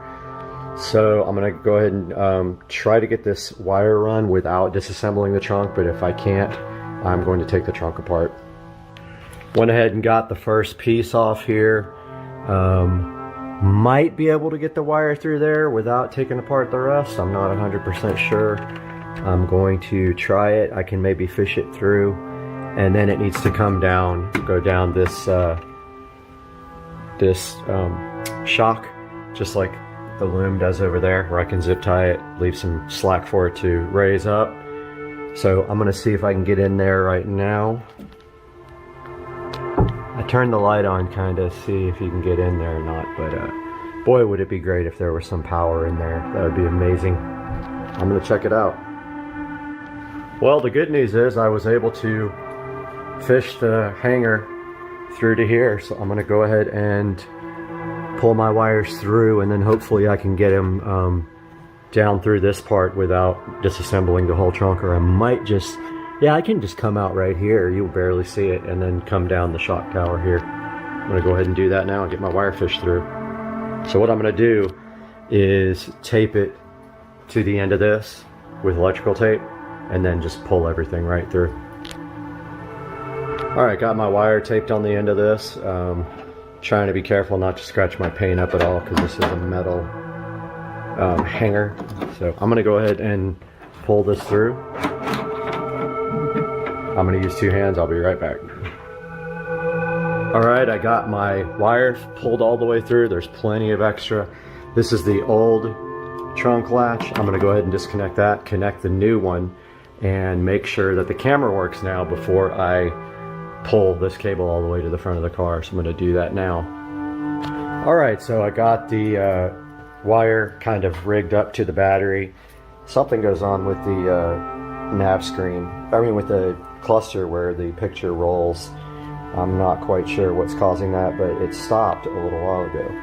But it looks fine on my on my Android head unit. So I don't know what the deal is with that. I emailed the company about it, and I think that if you initialize the cluster with the camera plugged in, it doesn't do that, but I'm going to test it in a minute. So the wire does work. Now all we got to do is get that pulled to the front. I'm going to now route this wire down to the shock absorber here. Come down from there. I got to make sure I'm not in the way of the convertible top at all. So I'm not quite sure how I'm going to get that wire through. I still got to investigate all that. I want to run it down, you know, down through the trim right here and everything. So I'm going to work on that now. All right, so I'm going to run the wire. Actually ran it underneath the gray carpet insert here. I'm going to run it behind the shock here. Notice over here the loom, they leave like some extra slack for that to open. See how that goes? Just like that. I'm going to do the same thing right here and button this gray piece back on real quick. Okay, forgot to show you guys the camera installed. There it is. You can barely tell it's in there. And it's a switch also, so it opens the trunk. Got the plastic piece back installed right here. Now I'm going to work on zip tying this down the trunk shock absorber. And let's see how I'm going to get it into the cabin. There's an easy way right there, but this whole compartment comes off, but I'm hoping I can fish it in there somewhere. I just don't know yet where yet. Alright, so literally learn something new about your car every day. I had no earthly idea that this came down and that this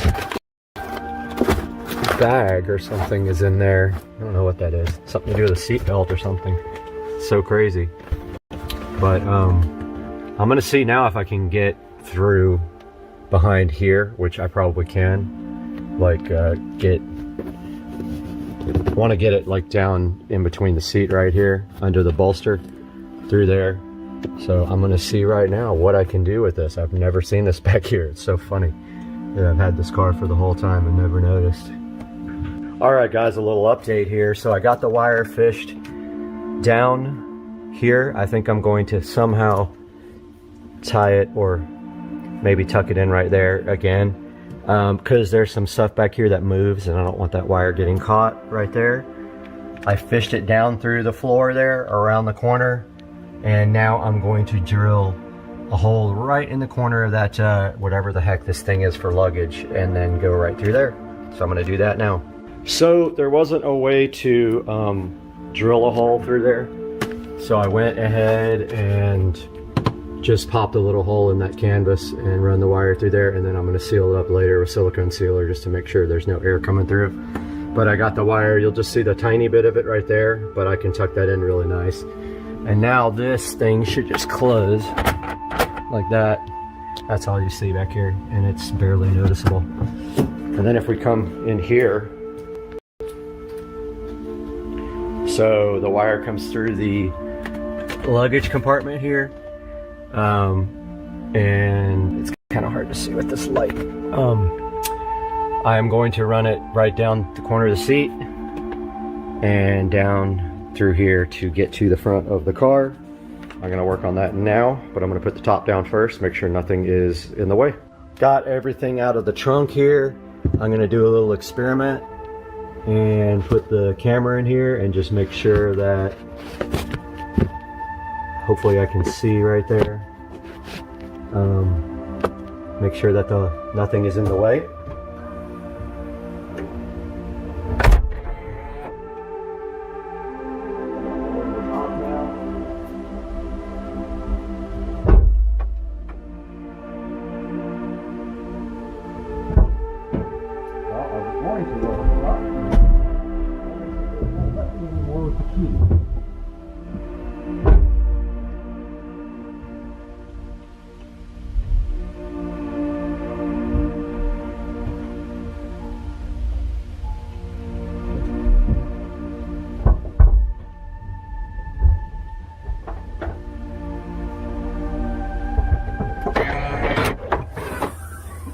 just remembered you can't lower the top without the partition. So can't see it from there. I'm just gonna try it and see what happens. Okay, I made a huge mistake back here, which almost ripped the wire right in half. So you have to understand the way the convertible top operates. These parts in here move. I had this tied to a spot that had to move, and when I opened the top, I noticed it was stretching the wire, and I thought it had broken the wire, but I tested it and the wire's still good. So I rerouted the wire to a different area back here underneath that goes up and around here, and then back to this back hinge section right here. So it's going to go, hopefully, zip tie underneath this support bar. This all moves. This whole entire support bar moves. So I'm going to give you an example. Now, it's giving me issues in the trunk when the car with the remote control, and I don't know why. I haven't figured that out. But so first of all, you need slack for when this opens and closes. So then after that, let's see, you need slack there. See how that opens? And there's wire coming down. But you also want to make sure it doesn't get caught on anything. So I'm going to close the trunk.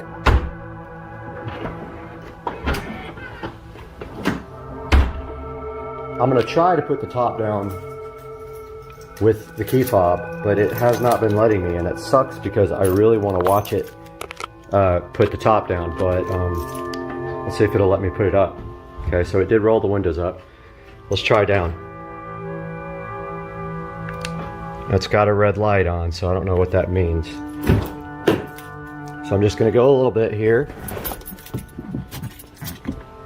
Let's see, turn the power on. Okay, it works there. Now what happens now is the back flips up. Watch. As soon as that flips up, I need to go back and look. That's what was pulling on the wire last time. So what we need to do is in here, make sure there's enough slack. Aha, see, this has to open all the way, and that wire has to be tied to the back of the of that support bar. So let's open it a little bit more. Let me go that way. It won't let me do anything, I guess because the key is not nearby. Let's try this. Let's put the key in the ignition. Okay, let me go that time. Okay, so now that this is open all the way, we need enough slack here to tie this to the bar while this is fully open. So let's see how much we got.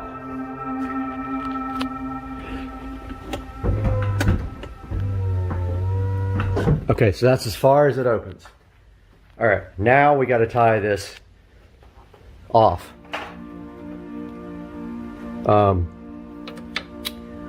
I got to figure this out because I don't know if it's going to get pinched when the thing closes. Not 100% sure.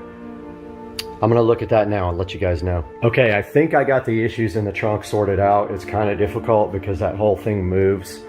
So it's really hard to get everything zip tied. Hey guys, Supercar Street Racing, welcome to the channel. And today we are going to address the fact that Amazon has seen my video on how to install Downloader, and they have blocked it from being able to be installed on the Echo Show 15. So what we're going to do today is show you an alternative to getting the Kodi app or any other app you want to get over to this device by using another file manager.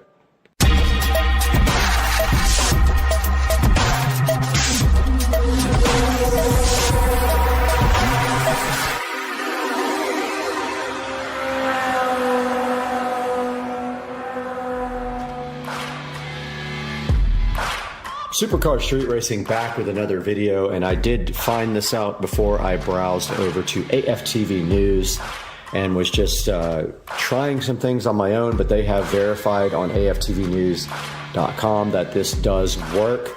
So I am going to show you step by step how to get apps over to your Echo Show 15 and get them installed. Now, first things first here, I already have Downloader installed here, so I'm not going to show you that. I am going to show you how to get any APK file from your NAS device or your computer and get it over to this guy right here. All right, here we are in front of my Western Digital MyBook Live, which I have had for a very long time, and I'm actually surprised this thing still works, but it is a 2 terabyte NAS. It has public shares on them without passwords. That is your best bet, is using a SMB share from a NAS device or one from your computer. This one has a public share, and then inside of that it has a directory called software. That is where we're going to be pulling our file from to get it over to the Echo device. Now, if you don't have yourself a NAS device like this Western Digital MyBook Live, you can also do this from a PC, any kind of PC, even a phone, anything with a share that is an SMB Windows share that can be used for this. We can do that. We don't have to have a NAS. You can also create a share on your PC and then share that with your network, and you should be able to log on from the Echo Show 15 and not copy the file over to which then you can install using the built-in file manager. We are in front of the Fire TV on the Echo Show 15 now. And after all that stuff I just went through here, I'm going to go ahead and post the full how-to here. So if we go to, let's see, so the app you actually want is called Explore. It's right here. Just got a blue icon with a red X. So if you go up here to your home screen on the Fire TV and you go to Find, Explore, File Manager. Go ahead and download Explore File Manager. Okay. Now for this to work, you need to have your Downloader app installed, actually not installed, downloaded to a share on a NAS device or a computer. So it has to be available on your LAN. It's going to be difficult for some people to get. It has to be available somewhere that this software can browse to. All right, guys, Supercar Street Racing here, and I am going to show you guys how to create a user and a share on the computer that you can use then with the File Explorer app on your show to get that file copied over. So the first thing you need is a user. So if you right click your little Windows icon in Windows 11, go to Computer Management, and this pops up, and then go to Local Users and Groups. Go to Users, and I had already created one. I'm going to remove that now so we can get this from scratch.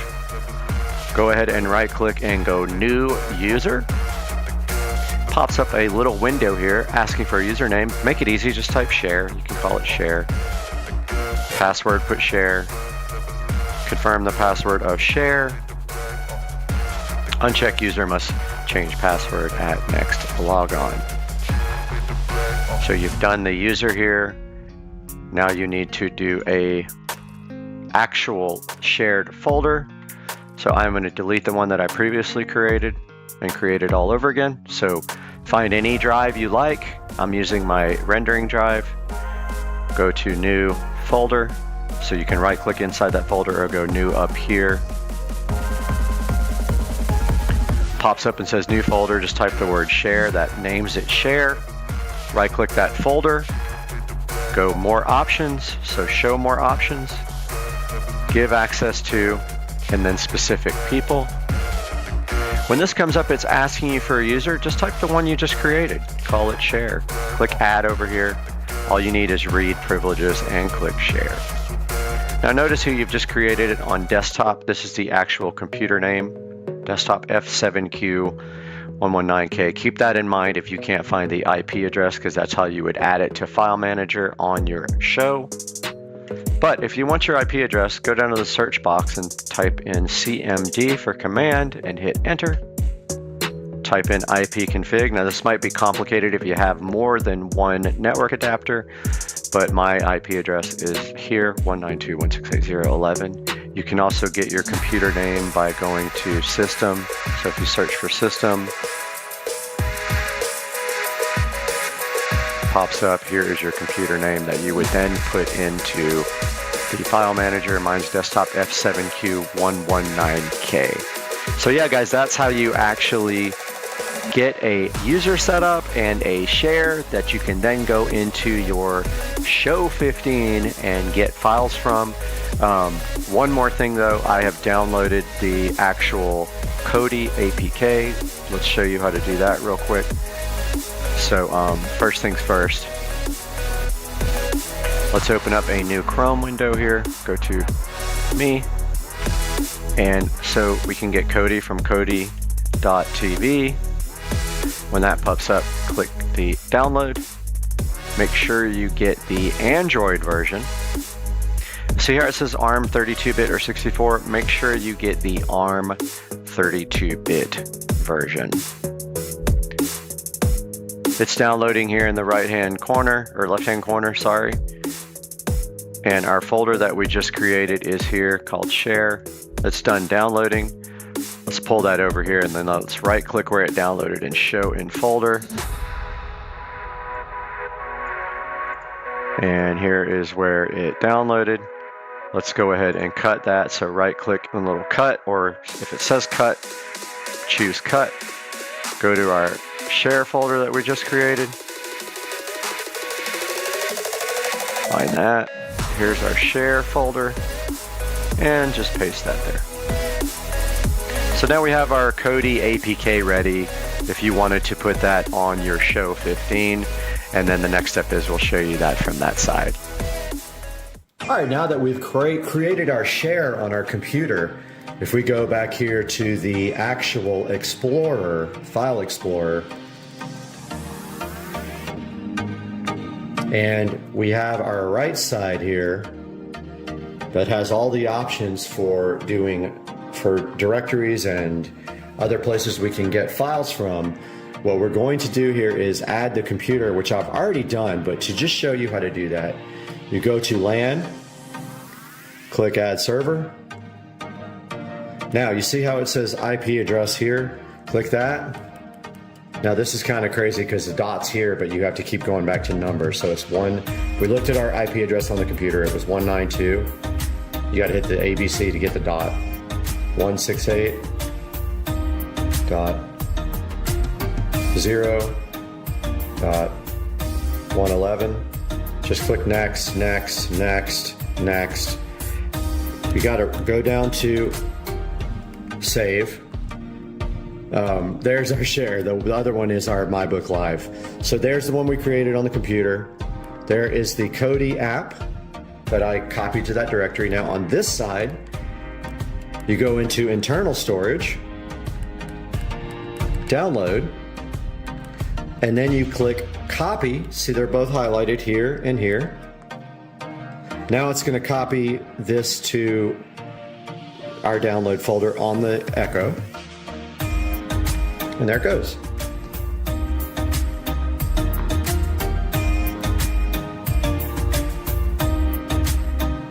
Once you are done with that, you can click the home button here or on the on-screen remote. Go to all your apps. Go to your Toolless app or either your developer tools menu, but there's Toolless. Click this is the built-in file explorer that comes with the Fire TV. Open that.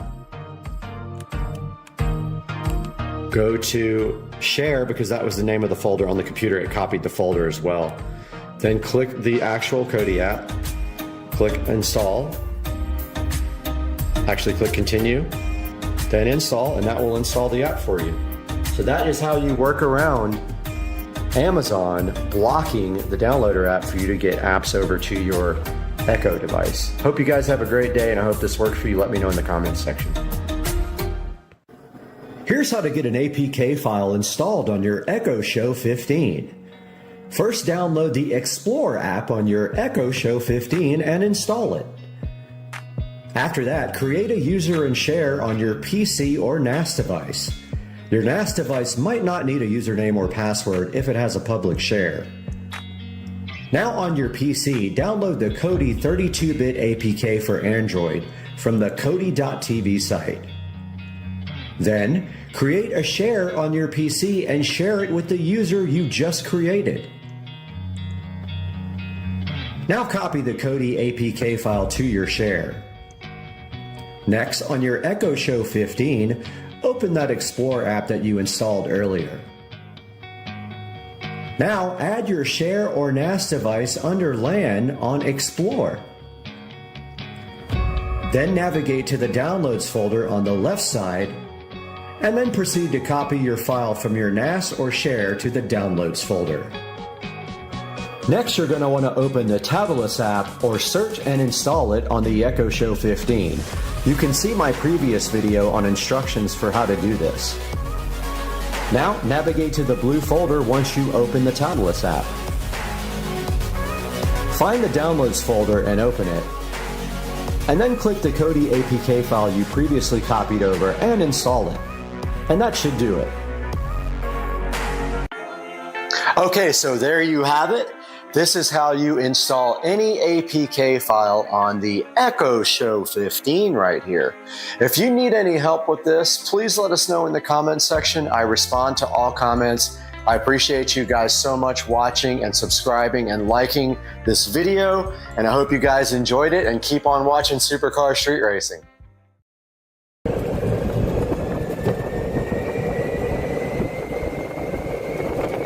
Oops.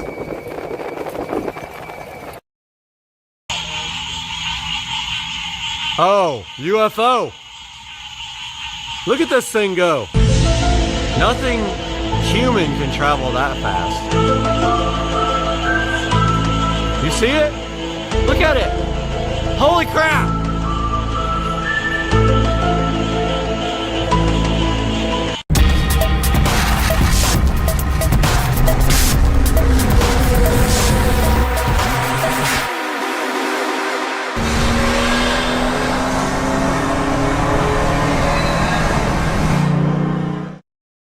Making some air fried chicken thigh cutlet thingies, and we got 2 big boxes from Amazon here. This should be the in-ceiling speakers, and this should be a couple of hose reel things and one of our wall plates. Let's take a look. Live unboxing, not live, but you know what I mean. So I've been waiting for these. They weren't supposed to come till Monday, but I got a free early present here today. Now, the wire won't be here till Monday. I bet I have enough wire to actually get this done, but I'm gonna wait till the other wire comes in and run fresh wire up there. So that'll be Monday, so I can cut the holes and paint the ceiling tomorrow. That would be my mission for tomorrow. Yep, here they are. I have a bunch of these already. In fact, those are the same ones right there. Just noticed the speaker wire's caught in that one. Huh. I never even noticed that. The wire's caught right on the side there. Interesting. So yeah, these are the 4 in-ceiling speakers. Pair there, and I was waiting for the actual speaker so I could see how far the lip is on, because after you cut the hole, there's still a lip there that covers the whole area so you don't see it. Was waiting to see what that is so I can draw my hole. Now let's see what's underneath this guy. I went ahead and pre-opened this guy because it's a pain to open with one hand, but this is going behind the television. It is a dual gang, like a double gang, 2 gang for behind the TV. It has power and USB on this side for one part of the gang. On the other side, it has a Cat 6 plug, which you literally just plug right into the back of there. It's got a TV cable plug, which we're not going to use, and it's got an HDMI plug, which you literally just plug in. So the plan is coming from the wall plate at the bottom of the wall. We'll go up through the wall, plug into the back of this, and then in the front we'll plug this into the TV. Underneath that, we have our hose reels for the side of the house, and they're basically just black with like a star on them. I'll show you guys those when we open the boxes. All right, so inside of the box, one of the lips was actually, one of the cardboard lips was the template. It didn't peel off good. I'll just take some scissors and cut it, but it's actually, I made one out of cardboard last time that was more heavy duty, and see, it's exactly the same. So I did have the right size already, but what I didn't have was the equalizer. I didn't know what the lip is. So inside of here we have, I'm going to be right back and change the lens. So this is what the back of the PD-IC81RD looks like. That's what we were looking for right there. We need to measure that and make sure that there's enough room between the edge of the where the hole stops and where the trim piece starts on the bedroom wall. So all we gotta do is quickly measure that. So I'm gonna go ahead and grab the tape measure and see what that might be. Okay, so the lip is 3/4 of an inch. So we need our hole to be at least, actually it's less than 3/4. It's 5/8, I think. So between 5/8 and 3/4, we need at least that much to 3/4 to be safe. And so what we have to do is go into the bedroom here and make sure that this hole has at least 3/4 of an inch from the edge of the trim, or this speaker will not go in the hole.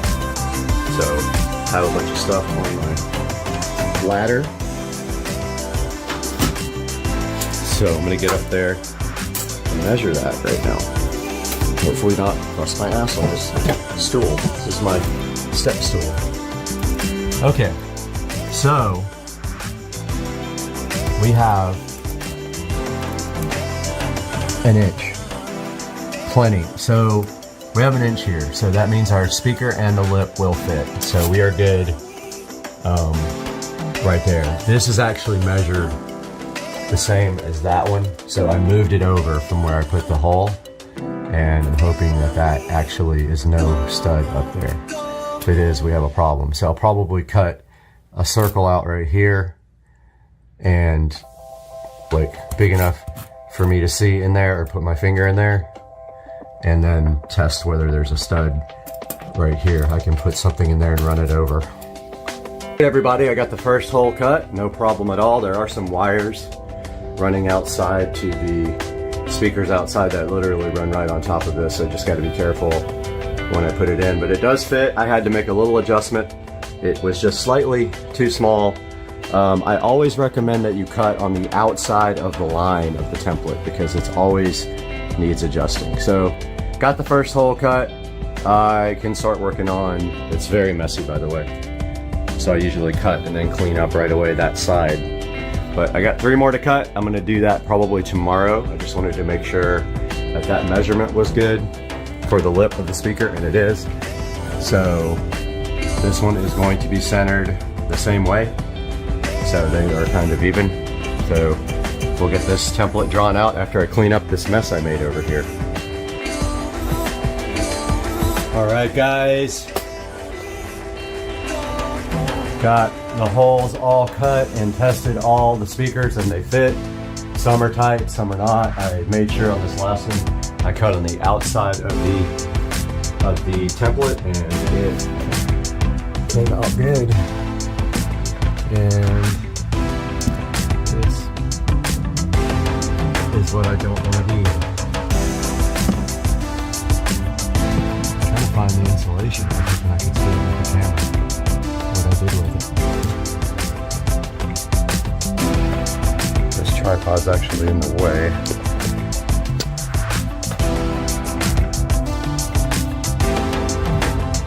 Like the insulation. says on the video. It's a total bummer. The insulation is too far for me to grab with my hand on that one. Meaning I have to crawl on my stomach to cover the speaker back up afterwards. That's a bummer. All right, now I'm gonna start the crappy cleanup process. All right, guys. That's probably gonna be it for this video. This is gonna be a super long one, but I just got done cleaning. And so all this footage is from the second video. Third video will be painting the ceiling and then hanging the TV and pulling the wires for the 5.1. But as you can see here, we've got our rears ready to go. We got our front, our center, our left, right, center, left. And if I want to pull an extra wire for a rear, for that middle rear, I can do that too, but I don't think so. I mean, really, the way to do it is those would be surround back, and then you would have two more here for surround, but I don't think I'm going to do that. Hey guys, welcome back. Today I actually finished painting the ceiling. It's still kind of wet. I have one more thing to do as far as prep before I can do this wall. I just need to grab my sanding block and sand that one little area right there in the corner. This wall is mostly painted and ready, but I saved a lot for after I put the TV mount up so I can paint like under it before I hang it. So that's what I have to do next. I have to sand and prep this little area right there and wait for this to dry. Once this all dries, I can pop the lights back in, pop the vent back in, and put my fan bell back on. But yeah, just a little update. That's where we are now. Just waiting for this to dry, but in the meantime, I'll start sanding there. Alright guys, welcome back to the channel. Got some air horns now for some more goodies for the bedroom project. Got one here, one here. I know what this is. Probably the subwoofer wall plate. Let's see. Ah, yes, it is the subwoofer wall plate in gray, which I ordered gray because I just wanted it to be different, because you might see it, but maybe not. I'm not sure if the subwoofer is taller, but I really liked the gray just for this one plate, and I was digging that it had the red connector, and I do have my labeler. I can put sub on it, but I don't have to do that, but it's kind of cool. Let's check it out. Red with gray for our sub. This is super special, guys. This is gonna have its own video. This I am so excited about. I've been wanting to do this for a really long time, so this is not coming out of the packaging. We got air horns for this, guys. RGB IC TV backlight, and it is amazing, and I cannot wait to get this thing hooked up. I am so stoked about this. It's got the little camera that watches the screen and does the colors behind the TV that correspond to what you're watching, and I am excited about having this in the bedroom. So stoked about this that we need another air horn now. Yes, 2 new things for the project, and the hits just keep on coming, and I love it. I'm having such a great time doing this video. So we are back in the bedroom, and here we have our subwoofer wall plate. So I'm thinking the long screws are for the inside piece. It's in 2 pieces. They give you all the screws and everything, and it's gray. It looks really cool. Not gonna lie, I kind of dig this gray. So I'm thinking this is the inside piece, so all we do is plug that guy up right there. And stuff what we can in the box.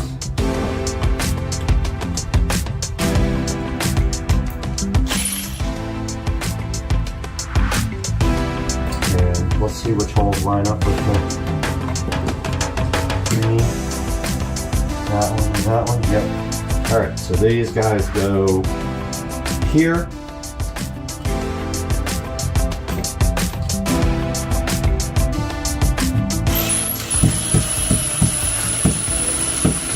that. Trying to strip out because my screwdriver head is the worst ever.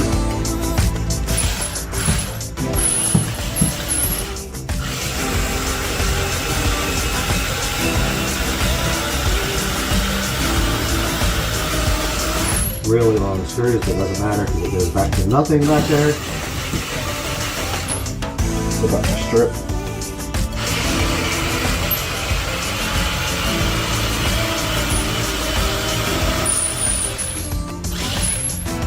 Okay, if you tighten it all the way, you won't be able to move it left or right, but it works pretty well. Oh, I forgot our cover plate is going to have regular screws. Yep.